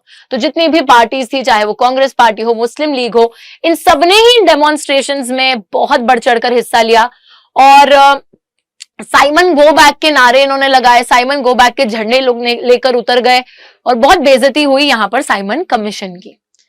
In an effort to win them over, Viceroy Lord Irwin announced in October 1929 a vague offer of a dominion status for India in an unspecified future and a roundtable conference to discuss a future constitution. अभी जो है बच्चों, Lord Irwin या जो भी अंग्रेज थे, Lord Irwin तो वाइसरॉय थे जो यहाँ के लीडर बने पड़े थे ब्रिटिश गवर्नमेंट के उस टाइम पर। देखो, ब्रिटिशर्स ने अपना एक चाल चली कि नेशनलिस्ट लोगों को चुप कराने के लिए साइमन कमीशन बना देते हैं, जो कि इनका थोड़ा बहुत कॉन्स्टिट्यूशन देख लेगी, चेंजेस वगैरह बता देगी, तो ये चुप हो जाएंगे लोग। लेकिन उसमें एक भी इंडियन मेंबर ना होने की वजह से उनकी पूरी चाल उल्टी पड़ गई और इंडियंस और ज्यादा गुस्सा हो गए। इंडियंस नारे लेकर उतर गए, साइमन गो बैक। अब फिर से ब्रिटिशर्स को कुछ करना था हम लोगों को ठंडा करने के लिए, तो यहाँ पे जो लॉर्ड इरविन है उन्होंने एक ऑफर उठा के मारा हमारे मुंह पर, क्या आपको ना मैं डोमिनियन स्टेटस दूंगा। Dominion status? अब मैम ये डोमिनियन स्टेटस क्या है? बच्चों, डोमिनियन स्टेटस का ये मतलब होता है कि आप लोग अपनी खुद की गवर्नमेंट बनाओ। मतलब यहाँ पर ये ब्रिटिशर्स बोल रहे हैं कि इंडियंस जो है वो खुद की अपनी गवर्नमेंट इलेक्ट करें, हर चीज करें, इलेक्शन में पार्टिसिपेट करें, लोग वोट दें, गवर्नमेंट वगैरह इलेक्ट हो, हर चीज हो, पर जो रियल लीडरशिप होगी वो ब्रिटिशर्स की होगी। रहोगे आप फिर भी ब्रिटिश क्राउन के तहत ही, उसके तहत रह के अपनी सरकारें बना लो ना, अल्टीमेट हेड तो ब्रिटिश ही रहेगा। तो ये था डोमिनियन स्टेटस। और देखो, डोमिनियन स्टेटस तो उठा के मारा, लेकिन कब मिलेगा ये डोमिनियन स्टेटस? इस चीज की तो कोई बात ही नहीं करी। मतलब ऐसी फेक दी बात कि हम ना आपको डोमिनियन स्टेटस देंगे। कब दोगे भाई? हमें चाहिए ही नहीं, पहली बात तो हमें चाहिए ही नहीं, और दोगे भी तो कब दोगे ये तो तुमने बताया ही नहीं। तो एक तो ये बात करी, फिर कहते एक ना राउंड टेबल कॉन्फ्रेंस है लंदन में होगी, वहां पर आओ, फिर वहां पर हम एक इंडिया की फ्यूचर कॉन्स्टिट्यूशन की बात करेंगे कि कैसे संविधान बनाना चाहिए वो है। तो यहाँ पे हम लोगों को ठंडा करने के लिए दो चीजें इन्होंने उठा के मारी, एक डोमिनियन स्टेटस और एक राउंड टेबल कॉन्फ्रेंस का ऑफर। अब दिसंबर 1929 में जवाहरलाल नेहरू की प्रेसिडेंसी के तहत लाहौर कांग्रेस सेशन हुआ था, जहां पर पूर्ण स्वराज की डिमांड को फॉर्मलाइज करा गया था और full independence for India. It was declared that 26 January 1930 would be celebrated as the Independence Day when people were to take a pledge to struggle for complete independence. अब बच्चों यहां पर ना लॉर्ड इरविन और अंग्रेज सारे के सारे हमें चुप कराने में लगे हुए हैं, लेकिन जवाहरलाल नेहरू हार नहीं मान रहे. वो कह रहे हैं यार हमें छोटी मोटी गोली मत दो, गोली देना बंद करो, हमें चाहिए पूरी आजादी. और जब हमारा लाहौर सेशन हुआ था दिसंबर 1929 में, यहां पे जवाहरलाल नेहरू ने क्या बोला कि पूर्ण स्वराज की डिमांड को हम फॉर्मलाइज कर रहे हैं, फॉर्मली बोल रहे हैं कि अब हमें सिर्फ पूर्ण स्वराज ही चाहिए, यानी कि कंप्लीट आजादी ही चाहिए. और उस दिन ये डिसाइड हुआ कि जो 26 जनवरी आने वाला है अगला, मतलब 26 जनवरी 1930, इस दिन को हम लोग मानेंगे इंडिपेंडेंस डे. और हम लोग मतलब इंडिपेंडेंस डे का ये मतलब नहीं था कि हम आजाद हो रहे हैं उस दिन, ये मतलब था कि उसको हम एक तरीके से एक इवेंट है इंडिपेंडेंस डे का, will celebrate it, will all come together, हम सब एक कसम खाएंगे कि अब हम सब साथ में मिलकर संघर्ष करेंगे और पूरी आजादी लेकर आएंगे, अंग्रेजों को टाटा बाय बाय बोलेंगे अब, ठीक है, अपना शासन लेकर आएंगे, इनका शासन हटाएंगे. तो ये वाली चीज थी.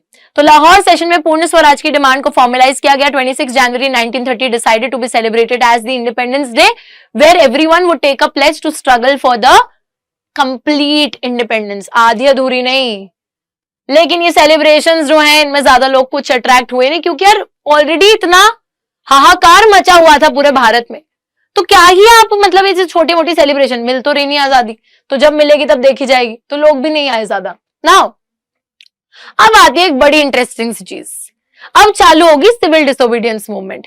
लेकिन कैसे चालू हुई, क्यों चालू हुई, देखो नॉन कोऑपरेशन तो खत्म हो गई थी. अब 31 जनवरी 1930 को महात्मा गांधी जी ने लॉर्ड इरविन को लिखा एक लेटर और 11 डिमांड्स लिखी उसके अंदर, ठीक है. तो ऐसे नंबर 1 ये डिमांड, नंबर 2 ऐसे करके लिखते गए, 11 डिमांडें लिख दी, ठीक है. अब आप सोच रहे हो कि मैम ये चिट्ठी क्यों लिखी थी, प्यार भरा खत था क्या ये, नहीं, डिमांड्स लिखी थी कि हमें ये चाहिए, वो चाहिए, वो चाहिए, ये चाहिए, all of those things. Now the most stirring of all was the demand to abolish the salt tax.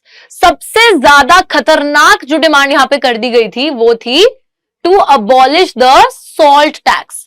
नमक पर टैक्स लगा रखा था ब्रिटिशर्स ने, और एक डिमांड गांधी जी की ये भी थी कि इस नमक वाले टैक्स को हटाओ. क्यों, क्योंकि बच्चों नमक is a very essential item. गरीब लोग भी कंज्यूम करते हैं, अमीर लोग भी कंज्यूम करते हैं, एक बहुत नेसेसरी आइटम है जिसके बिना खाना नहीं बन पाता है, और उस पे भी आपने टैक्स लगा रखा है. तो गांधी जी बोलते थे कि ये जो नमक पे टैक्स लगा है ना, this shows the most brutal side of the British rule, ठीक है, most oppressive face of the British rule.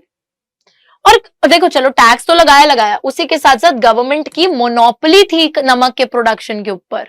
Government की मोनोपोली का मतलब ये है कि government had the sole authority to produce salt. सिर्फ ब्रिटिश गवर्नमेंट ही नमक बना सकती थी, उसे बेच सकती थी, और इसलिए उसने उस पर टैक्स भी लगा रखा था,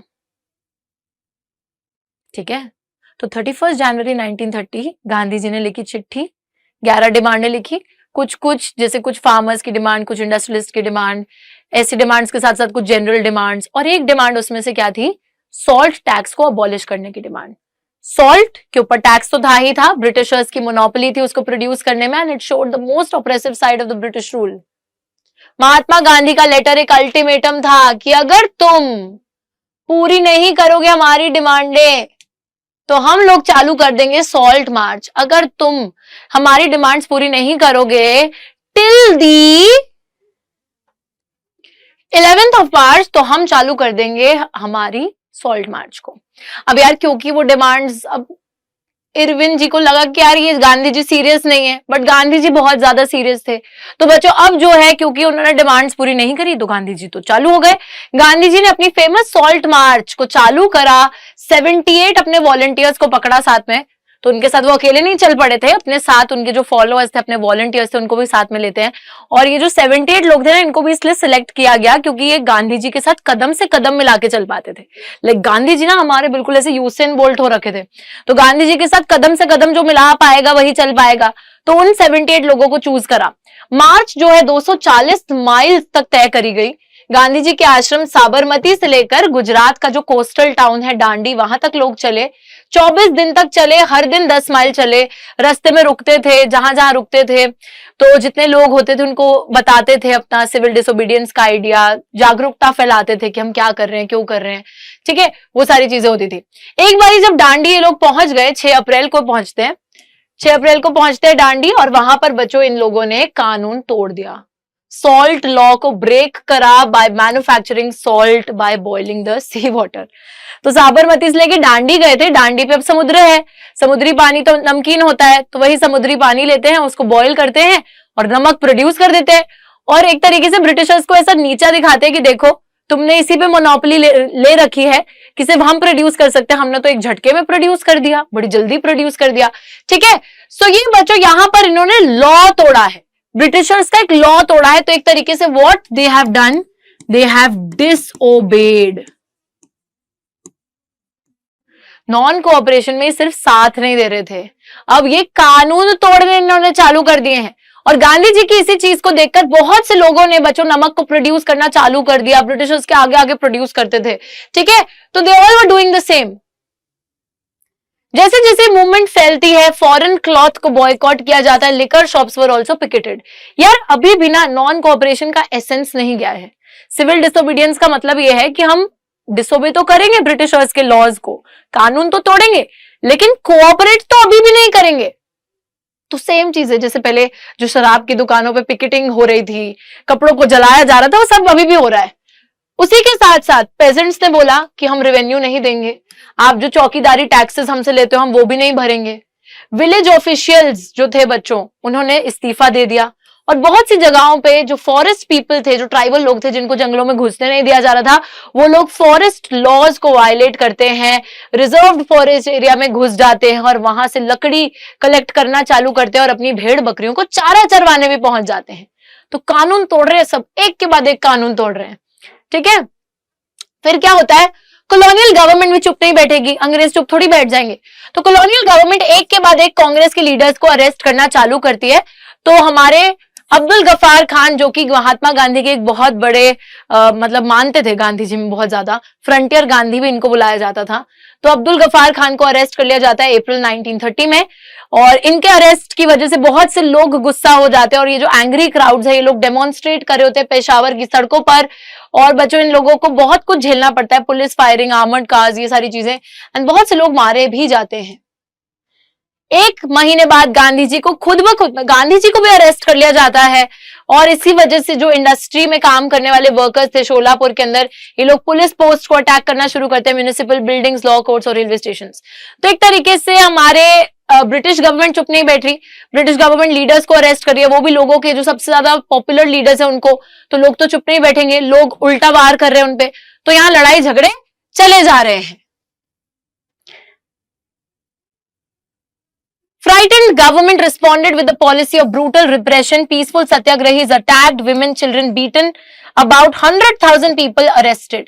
तो गवर्नमेंट बहुत ही ज्यादा गुस्सा हो गई थी, डर भी रही थी, गुस्सा भी हो गई थी। डर वो इसलिए रहे थे, उनको लग रहा था कहीं हमारा रूल खत्म होने वाला है, तो डर इसलिए था, और डर की वजह से ही अब बौखला से गए। तो इसलिए वो क्या कह रहे हैं, हमारे पास तो एक ही चीज है, हथियार, हम हथियारों से वार करेंगे। तो वो लोग यही करते हैं, जो सत्याग्रही पीसफुली भी प्रोटेस्ट कर रहे होते हैं उनको अटैक करते हैं, महिलाओं को, बच्चों को भी नहीं छोड़ा, उनको भी पीटा जा रहा था। 100,000 पीपल यानी कि 1 लाख पीपल जो है उनको अरेस्ट भी कर लिया, गिरफ्तार भी कर लिया गया। महात्मा गांधी ने फिर से मूवमेंट को कॉल ऑफ करा, और वो इरविन जी के साथ एक पैक्ट में आ गए ऑन 5 मार्च 1931।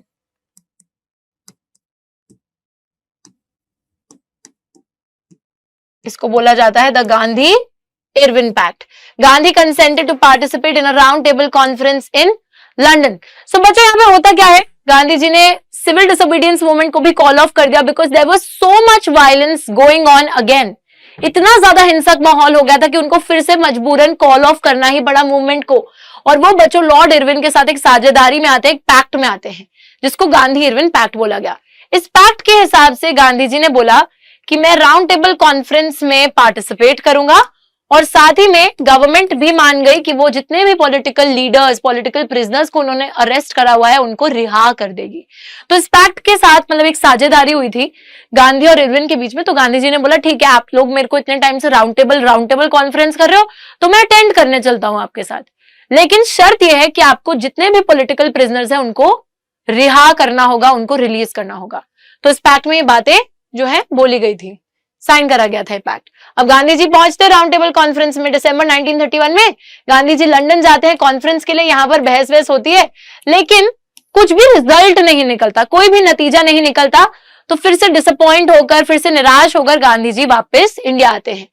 वापस इंडिया आने के बाद उनको पता चलता है कि गवर्नमेंट बाज नहीं आई, बल्कि गवर्नमेंट ने तो एक नई साइकिल ऑफ रिप्रेशन चालू कर दिया है, लोगों को और ज्यादा ब्रूटली परेशान करना चालू कर दिया है।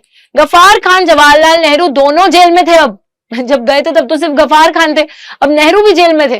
कांग्रेस जो है, कांग्रेस पार्टी को गैर कानूनी डिक्लेयर कर दिया गया था और बहुत से मेजर्स थोप दिए गए थे कि लोग मीटिंग्स ना कर सके, डेमोन्स्ट्रेशंस ना कर सके, बॉयकॉट प्रोसेशन कुछ भी ना कर सके।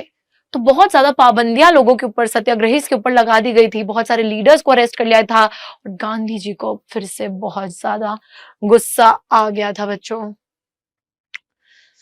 अब जो है नेक्स्ट चीज पे हम लोग चल रहे हैं कि how the participant saw the movement. तो यार सिविल डिसोबीडियंस मूवमेंट यहीं तक थी, गुस्सा गुस्सा आ गया, ब्रिटिशर्स बाज नहीं आए, वही सब अपनी हरकतें कंटिन्यू कर रहे हैं। ऑब्वियसली अल्टीमेटली इंडिया आजाद हो जाती है, but that was like another बहुत ज्यादा आगे। बट इनका कॉन्ट्रीब्यूशन नॉन कॉपरेशन का, सिविल डिसोबीडियंस का काफी ज्यादा रहा है। डराया तो है ही हमने ब्रिटिशर्स को, तभी तो वो बौखला बौखला के हमले कर रहे थे। अब जिन जिन लोगों ने इस मूवमेंट में पार्टिसिपेट करा, क्यों करा? देखो बच्चों, अगर कल को आप मूवमेंट में पार्टिसिपेट कर रहे होते, आप क्यों कर रहे होते? क्योंकि आपको किसी चीज से आजादी चाहिए होती है ना। तो इसी तरीके से जितने भी लोग थे, पेजेंट्स हैं उनका रीजन कुछ अलग है, जो लैंडलॉर्ड्स हैं उनका रीजन कुछ अलग है, जो महिलाएं हैं उनका रीजन कुछ अलग है, जो हम बोल सकते हैं रिच इंडस्ट्रियलिस्ट है उनका रीजन कुछ अलग है। So why every one participated, why every group participated, they have their own reasons। सबके लिए स्वराज यानी कि आजादी का मतलब अलग था, हर कोई हर एक अलग चीज को अचीव करना चाह रहा था। तो सबसे पहले ग्रुप आता है रिच पेजेंट कम्युनिटीज का, जो अमीर किसान थे, जिनके पास जमीनें थी, इन्होंने क्यों करा पार्टिसिपेट? तो रिच पेजेंट कम्युनिटीज थी जैसे कि गुजरात के पाटीदार्स और उत्तर प्रदेश के Jats. Being producers of commercial crops, they were very hard hit by the trade depression and falling prices. As their cash incomes disappeared, they found it impossible to pay the government's revenue demand. The refusal of the government to reduce the revenue demand led to widespread resentment. अब बच्चों देखो, कुछ communities के बारे में बताया जैसे कि गुजरात के पाटीदार्स, उत्तर प्रदेश के जाट्स। तो इन सब कम्युनिटीज ये क्या करते थे, रिच पेजेंट्स थे ना, तो ये कमर्शियल क्रॉप्स प्रोड्यूस करते थे। कमर्शियल क्रॉप्स क्या होते हैं? ऐसी फसल जो कि आप बेचोगे मार्केट में प्रॉफिट कमाने के लिए। लेकिन बच्चों, जब मार्केट में, इकोनॉमी में ट्रेड डिप्रेशन आता है, उसकी वजह से चीजों के दाम गिरते हैं। अब ऑब्वियस सी बात है कि आपने फसल सोची तो थी कि मेरी 5 लाख में बिकेगी, लेकिन क्योंकि अब प्राइसेस ही गिर गए हैं तो आपको लग रहा है कि अरे यार अब तो 2-2.5 लाख में भी नहीं बिकेगी। तो ऐसे ना इनकी कैश इनकम डिसअपियर होने लगती है, इनको पैसा कम मिलेगा इनकी फसल के लिए, जिसकी वजह से ये लोग गवर्नमेंट की जो रेवेन्यू डिमांड थी, गवर्नमेंट रेवेन्यू लेता था, उसको फुलफिल नहीं कर पा रहे थे। यार मेरी जेब में पैसा होगा तब तो मैं तुम्हें कोई टैक्स दे पाऊंगी ना, या रेवेन्यू डिमांड पूरी कर पाऊंगी। अब मेरे पास पैसा ही नहीं है, मेरे को प्रॉफिट ही नहीं हो रहा, तो हाउ वुड आई पे? इसी वजह से, और देखो ये गवर्नमेंट को भी गुजारिश करते हैं कि आप हमारी रेवेन्यू डिमांड कम कर दो, लेकिन गवर्नमेंट नहीं मानती, जिस वजह से इन लोगों को गुस्सा आता है। तो ये रिच पेजेंट कम्युनिटीज बहुत ज्यादा एंथुजियाज्म से, बहुत बढ़ चढ़कर सिविल डिसोबीडियंस में हिस्सा लेते हैं। ये अपने पूरे कम्युनिटी को साथ में लाते हैं। कभी कभी जो लोग हिस्सा नहीं भी लेना चाहते, जो रिलक्टेंट है, उनको भी पकड़ पकड़ के कि यार चलो देखो सिविल डिसोबीडियंस मूवमेंट में हिस्सा लेते हैं, हो सकता है कल को हमें भी न्याय मिलेगा, हमें भी जो चाहिए आजादी, इन द सेंस कि हमारी रेवेन्यू डिमांड हमें कम करवानी है, होगी वो कम, ठीक है, भरोसा रखो। तो इनके लिए स्वराज था हाई रेवेन्यू के खिलाफ स्ट्रगल। बच्चों इनके लिए स्वराज का meaning is a struggle against the high revenue demand. जो इनसे रेवेन्यू लिया जा रहा था उसको कम करो, हटाओ, वो सब चीज। लेकिन they were deeply disappointed when the movement was called off in 1931 without the revenue rates being revised। लेकिन इन लोगों को भी काफी निराशा होती है जब मूवमेंट को कॉल ऑफ कर दिया गया, मूवमेंट बंद हो गई। गांधी जी ने तो वायलेंस के बाद बंद कर दी मूवमेंट, और ये बेचारे बीच में ही रह गए स्ट्रगल करते करते। ना तो रेवेन्यू डिमांड कम हुई, ना कुछ हुआ, पार्ट भी लिया, एंथुजियास्टिकली लिया, बट हुआ क्या, कोई नतीजा तो निकला नहीं। ठीक है, फिर आगे देखिए क्या होता है। दूसरा ग्रुप यहां पे जिसकी बात करें वो है पुअर पेजेंट्री। अभी अमीर किसानों ने तो पार्ट लिया, पुअर किसानों ने क्यों पार्ट लिया होगा? पुअर पेजेंट्री सिर्फ अपनी रेवेन्यू डिमांड को ही कम करने के लिए एक्साइटेड नहीं थी, या सिर्फ वही डिमांड उनकी नहीं थी, साथ साथ ये लोग स्मॉल टेनेंट्स भी थे जो कि लैंड कल्टिवेट करते थे, that they had rented from the landlords. As the repression continued, cash incomes dwindled, small tenants found it difficult to pay their rent. They wanted unpaid rent to the landlord to be remitted. But Congress was unwilling to support the no rent campaigns in most places. अब बच्चों, ये जो गरीब किसान है इनके दो concern है।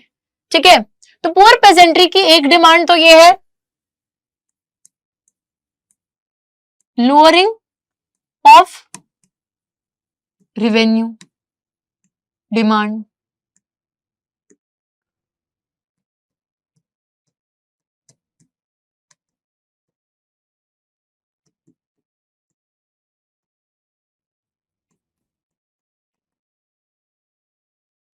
ठीक है। देखो,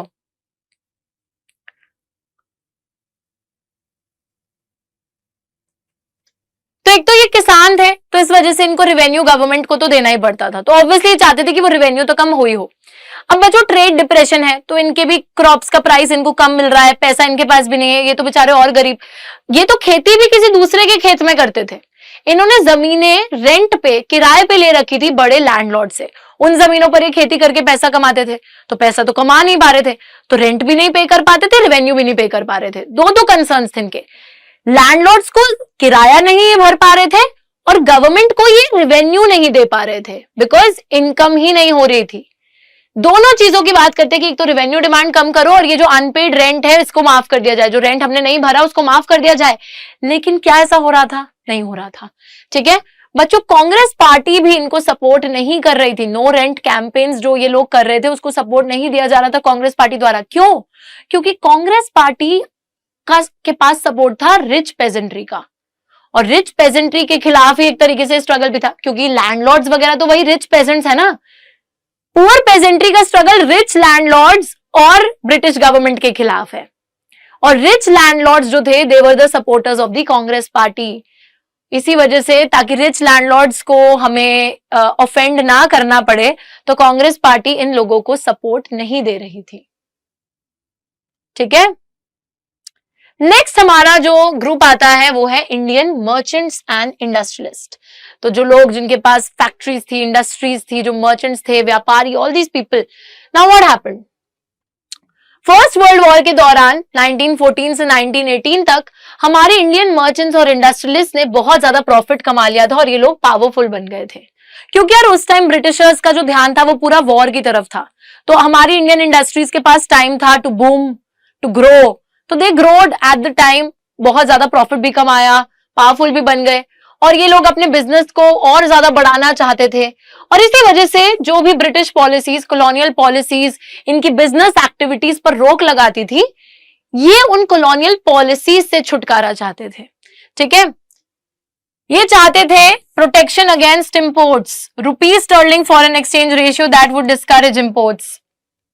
बच्चों, हमारे ये इंडस्ट्रियलिस्ट ऑब्वियस सी बात है चाहेंगे कि इनकी इंडस्ट्रीज का सामान बिके, लोग इनकी इंडस्ट्रीज का सामान खरीदें, तो ऑब्वियसली ये चाहते थे कि फॉरेन से जो इंपोर्ट्स आ रहे हैं इंडिया में उनको कम कर दिया जाए और एक ऐसा फॉरेन एक्सचेंज रेशियो आए जिससे कि इंपोर्ट्स को डिस्करेज किया जाए, कि लोग खरीदे ही ना वो इंपोर्ट्स, वो इतना महंगा हो जाए इंपोर्ट।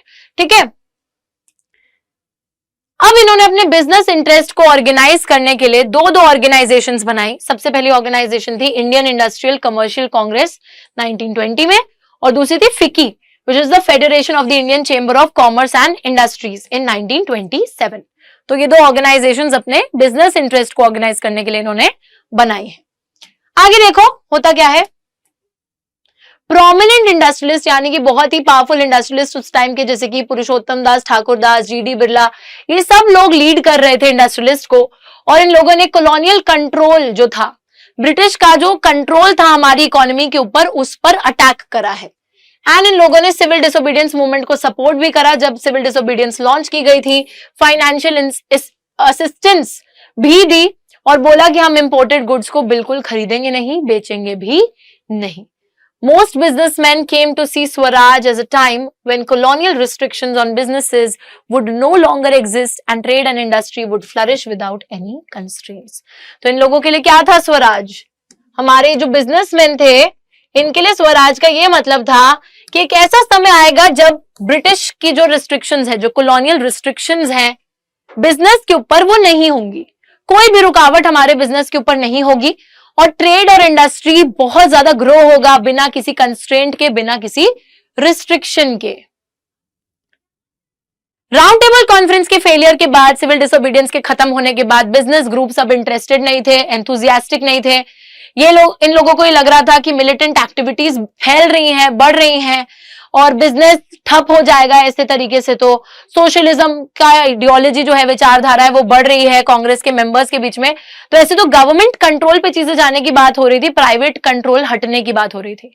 तो इन लोगों को इन सब चीजों से थोड़ी टेंशन हो जाती है। ठीक है, सो एक तरीके से वही बात है कि हर किसी का मोटिव जो था सिविल डिसोबीडियंस में पार्टिसिपेट करने का, वो अलग था। स्वराज सबके लिए अलग था, सबने पार्ट लिया, बट अल्टीमेटली हर कोई निराश ही हुआ है कि हमारे इंटरेस्ट पूरे नहीं हो पाए। आगे अगर हम चलें यहां पर, अब एक और यहां पर कौन है? Industrial working class. बच्चों आपने देखा इंडस्ट्रियलिस्ट, अब इंडस्ट्रियलिस्ट की इंडस्ट्रीज थी, उन इंडस्ट्रीज में काम करने वाले भी लोग थे, वर्किंग क्लास। उनका क्या था? उन्होंने कैसे पार्टिसिपेट करा? इन लोगों ने पार्टिसिपेट ही नहीं करा। लार्ज नंबर्स में, ज्यादा नंबर में पार्टिसिपेट नहीं करा, कुछ कुछ रीजन्स के अलावा। जैसे नागपुर रीजन में थोड़ा बहुत पार्टिसिपेशन देखने को मिलता है, लेकिन ज्यादा लोगों ने नहीं करा। इंडस्ट्रियलिस्ट कांग्रेस के नजदीक आ रहे थे, वर्कर्स दूर जा रहे थे। यार अब ना वही बात है, जैसे आपने क्या देखा, रिच पेजेंट्स है, पुअर पेजेंट्स है। रिच पेजेंट्स कांग्रेस के साथ जुड़े हुए हैं, पुअर पेजेंट्स की रिच पेजेंट्स से लड़ाई है। इस वजह से कांग्रेस पुअर पेजेंट्स को सपोर्ट नहीं कर रही। सेम यहां पे भी चीज हो रही है, क्योंकि हमारे इंडस्ट्रियलिस्ट कांग्रेस के साथ जुड़े हुए हैं और इंडस्ट्रियलिस्ट के अंडर जो है हमारी वर्किंग क्लास काम कर रही है। वर्किंग क्लास की दिक्कत इंडस्ट्रियल ओनर्स से भी तो है। वर्किंग क्लास के लिए ऑब्वियस सी बात है यार कि उनकी ब्रिटिशर्स से तो है ही दिक्कत, लेकिन ओनर से भी है, क्योंकि जब आप उनकी फैक्ट्री में काम कर रहे हो, आपसे लंबे लंबे टाइम काम कराया जा रहा है, आपको उतना पैसा नहीं दिया जा रहा, बुरी कंडीशंस में काम कराया जा रहा है। सो जाहिर सी बात है कि इन लोगों की लड़ाई दो ग्रुप्स के खिलाफ थी, ब्रिटिशर्स के खिलाफ भी थी और इंडस्ट्रियल ओनर्स के खिलाफ भी थी। अब कांग्रेस पार्टी इनको थोड़ी सपोर्ट करेगी, क्योंकि कांग्रेस पार्टी के साथ तो हमारे इंडस्ट्रियलिस्ट जुड़े हुए थे। ठीक है, तो वो सब चीजें हो रही थी, लेकिन इन सब चीजों के बावजूद भी कुछ वर्कर्स ने पार्टिसिपेट करा है और कुछ आइडियाज जो है गांधीयन प्रोग्राम के अडॉप्ट भी करे हैं। Strikes by railway workers in 1930, dock workers in 1932। 1930 में बहुत से वर्कर्स छोटा नागपुर टिन माइंस में गांधी कैप्स पहनकर प्रोटेस्ट रैलीज में, बॉयकॉट कैंपेन्स में हिस्सा लेते हुए भी दिखे थे। लेकिन कांग्रेस जो है it was reluctant to include workers demands as part of its programme of struggle. हाँ, कांग्रेस नहीं इंक्लूड कर रही थी क्योंकि कांग्रेस तो इंडस्ट्रियल ओनर्स के साथ जुड़ी थी। बट जो रेलवे वर्कर्स की स्ट्राइक होती है, डॉक वर्कर्स जो कि शिप में लोडिंग अनलोडिंग का काम करते हैं, वो भी स्ट्राइक करते हैं। बहुत से वर्कर्स छोटा नागपुर टिन माइंस में गांधी कैप्स पहनकर भी पार्टिसिपेट करते हैं। ठीक है, थोड़ा बहुत पार्टिसिपेशन देखने को मिलता है। लास्ट ग्रुप जो यहाँ पर आता है जिसने की पार्टिसिपेट करा सिविल डिसोबीडियंस मूवमेंट में, दो ज्यादा विमेन, महिलाएं। महिलाओं ने क्यों पार्टिसिपेट करा और क्या महिलाओं के पार्टिसिपेशन से महिलाओं का जो समाज में दर्जा था, क्या उसमें कोई बदलाव आया? Let us look at that. तो बहुत ज्यादा लार्ज स्केल पार्टिसिपेशन औरतों का देखने को मिलता है प्रोटेस्ट मार्चेस में। सॉल्ट भी इन्होंने मैन्युफैक्चर करा, फॉरेन क्लॉथ को पिकेट करा, वही दुकानें बंद बंद करके खड़े हो गए, लिकर शॉप्स को भी। बहुत सी महिलाएं जेल भी गई हैं। अर्बन एरियाज में यानी कि शहरों में विमेन हाई कास्ट फैमिलीज को बिलोंग करती थी जो हिस्सा ले रही थी, और रूरल एरियाज में भी जो महिलाएं थी वो maximum rich peasant household से आ रही थी। तो एक तरीके से जो थोड़ी एलीट घरों की महिलाएं थी, चाहे गांव हो चाहे शहर हो, थोड़ी अमीर औरतें, एलीट घर की महिलाएं, वो ज्यादा पार्टिसिपेट कर पा रही थी। उन लोगों को ऐसा लगा कि देश के लिए जो सेवा है वो एक तरीके से एक औरत का फर्ज बनता है, औरत की ड्यूटी है कि देश के लिए अपनी जान कुर्बान करें या सेवा करें। तो वो सब चीज उसको वैसे देखने लगे। तो इससे जो है महिलाओं का ऑब्वियसली पब्लिक रोल बढ़ा, लेकिन इससे उनके, देखो, this increased their public role, but this did not necessarily mean that there was any radical change in the way the position of women was visualized. बच्चों ऑब्वियसली पब्लिकली महिलाएं ज्यादा बढ़ चढ़कर हिस्सा ले रही थी, लेकिन इससे उनका कोई सोसाइटी में उनकी पोजीशन में कोई चेंज नहीं आया। मतलब ऐसा नहीं देखा जाने लगा कि ओ अब तो लड़कियां वही सब कर सकती है जो लड़के भी कर सकते हैं, नहीं। अभी भी समाज में वो स्टीरियोटाइप्स बन रखे थे, अभी भी औरत को ऐसा ही देखा जाता था कि औरत घर पे रहेगी, काम करेगी, चूल्हा चौखा संभालेगी, बच्चों का ख्याल रखेगी, पति का ख्याल रखेगी, ऑल ऑफ दैट। तो उस सोशल रोल में कोई चेंज देखने को नहीं मिलता है। गांधी जी भी यही बोलते थे कि विमेन की ड्यूटी है अपने घर का, hearth, home and hearth, be good mothers, good wifes, घर का ख्याल रखो, साफ सफाई देखो, अपने अच्छी माएं बनो, अच्छी बीवियां बनो, अपने बच्चों का ख्याल रखो। तो वो सारी चीजों की बात करते हैं गांधी जी भी। तो थोड़ा सा गुस्सा आता है ना गांधी जी पर ये बात सुनकर, कि गांधी जी भी बोल रहे हैं कि महिलाओं की तो यही ड्यूटी है, घर पे रहो। वही बात है। And for a long time, Congress भी, it was reluctant to allow women to hold any position of authority within the organization. साथ ही में कांग्रेस पार्टी के अंदर भी बहुत टाइम तक महिलाओं को कोई भी अथॉरिटी की पोजीशन नहीं दी जा रही थी। They were being denied that. All right? तो ये सारी चीजें हो रही थी। अब जो है बच्चों, हम नेक्स्ट टॉपिक पे आए हैं, which is the limits of the civil disobedience.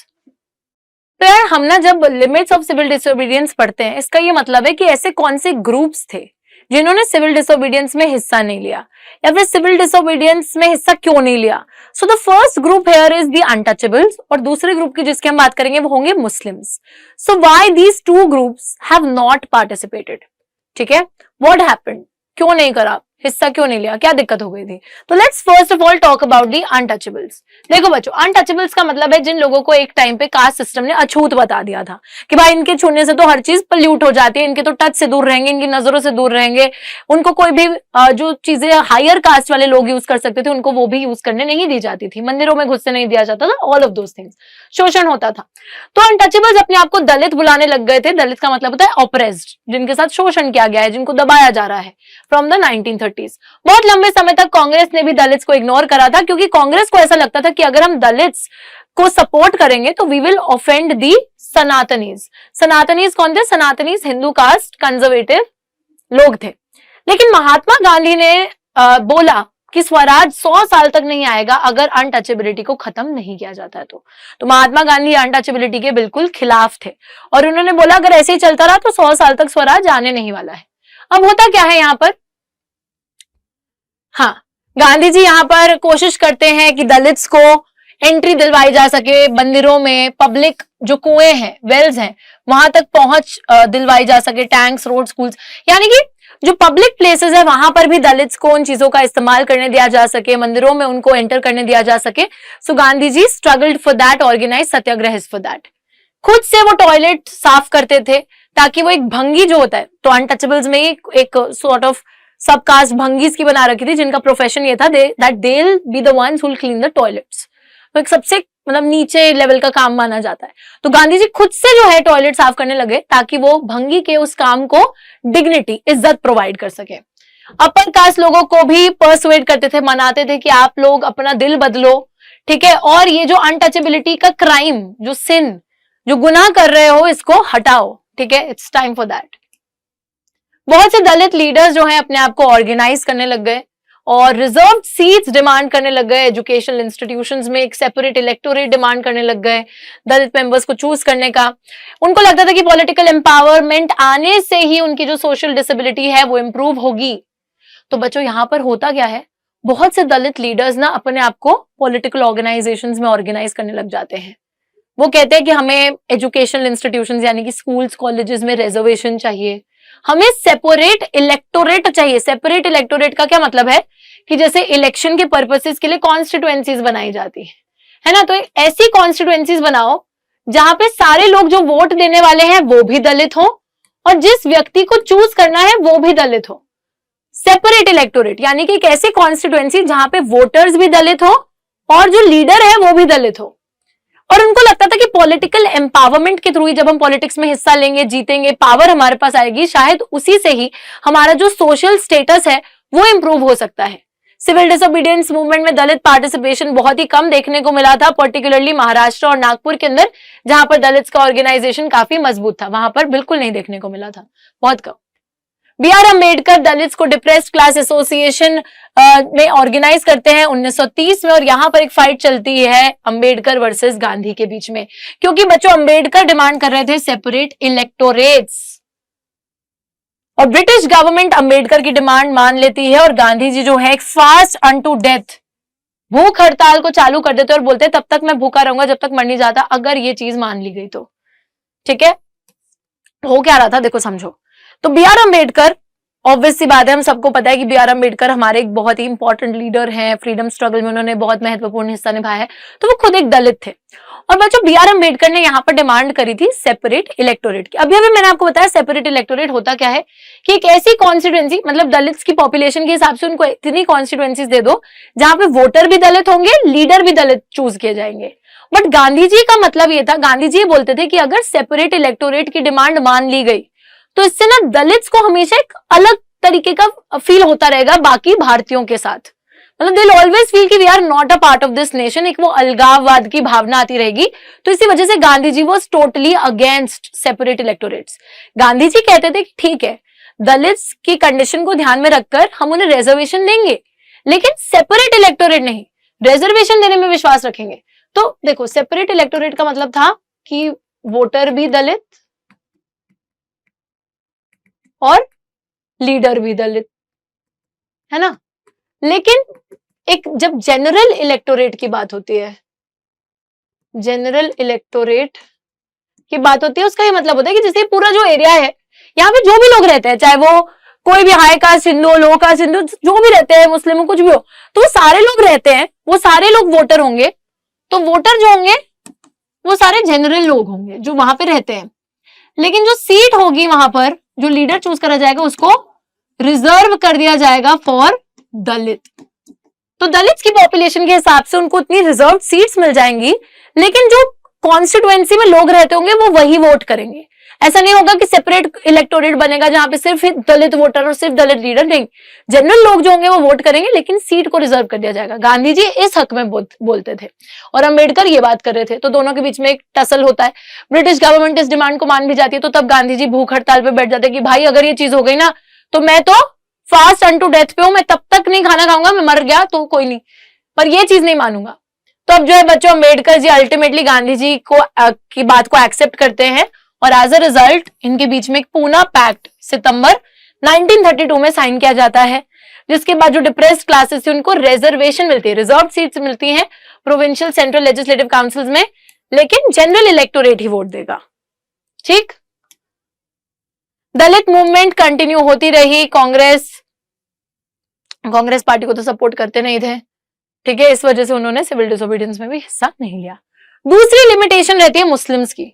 अब मुस्लिम और हिंदूज का तो स्ट्रगल सभी को पता ही है, एविडेंट है। तो नॉन कोऑपरेशन खिलाफत मूवमेंट, एक कोशिश की गई थी मुस्लिम्स और हिंदूज को साथ मिलाने की।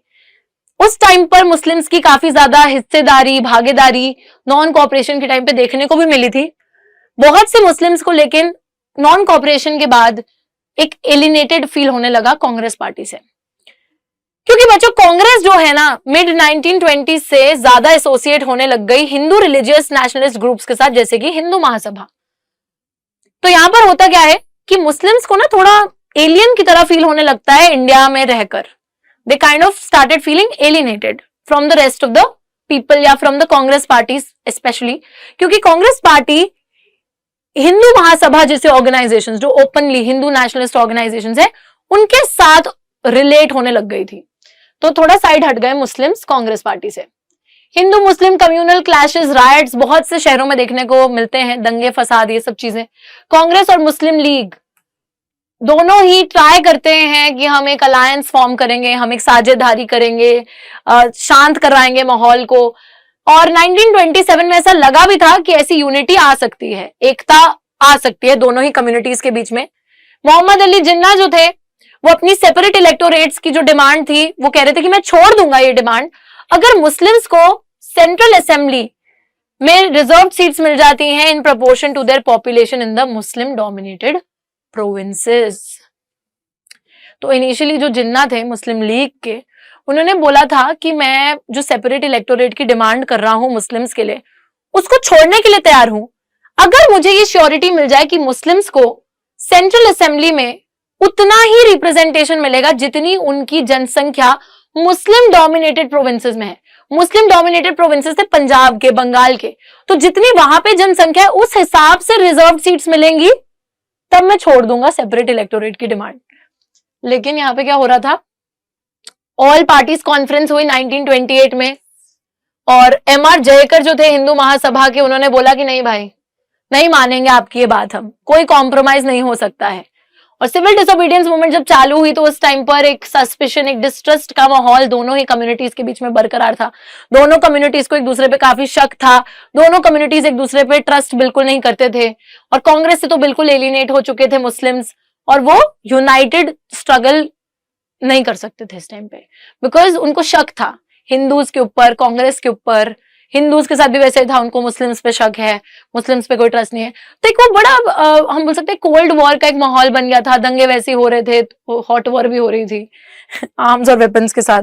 तो वो इन सब चीजों के चलते हुए कोई भी एक हम बोल सकते हैं मिडवे नहीं वो लोग आ पाए, या फिर कुछ नेगोशिएट नहीं कर पाए, कुछ कॉम्प्रोमाइज वर्कआउट नहीं हो पाया दोनों ही कम्युनिटीज के बीच में। That is why Muslims stayed aloof during the civil disobedience movement. और उन लोगों को यही कंसर्न था कि मुस्लिम्स एक माइनॉरिटी बन के भारत देश में रह जाएंगे। अब बच्चों हम लोग लास्ट टॉपिक पे हमारे इस चैप्टर के आ गए हैं, which is a sense of collective belonging. अब यार भारत देश तो बन जाएगा, लेकिन उस देश के अंदर सारे के सारे लोगों को ये लगे कि हम भारत देश का, एक ही देश का हिस्सा हैं। How would you ensure that? हमने rise of nationalism in Europe में भी पढ़ा था ना कि फ्रेंच नेशन तो बन गया था, लेकिन उसके अंदर कलेक्टिव आइडेंटिटी कैसे आएगी लोगों के अंदर, कि मैं ये बोल सकूं कि आई एम एन इंडियन, आप भी ये बोल सको आई एम एन इंडियन, तो वो कलेक्टिव आइडेंटिटी कैसे आएगी? सो यहाँ पे वही बात है कि people began to believe that they were all a part of the same nation and discovered some unity। तो लोगों के बीच में यूनिटी को पैदा करना, एक यूनाइटेड फीलिंग को पैदा करना, और ये पैदा करना कि यार वो सबको ऐसा लगे कि we are all part of the same nation. How would you bring that about? तो सबसे पहली चीज जो यहाँ पे करी गई, that was the image of Bharat Mata. भाई लोग, भारत माता अपनी भारत की एलेगरी है।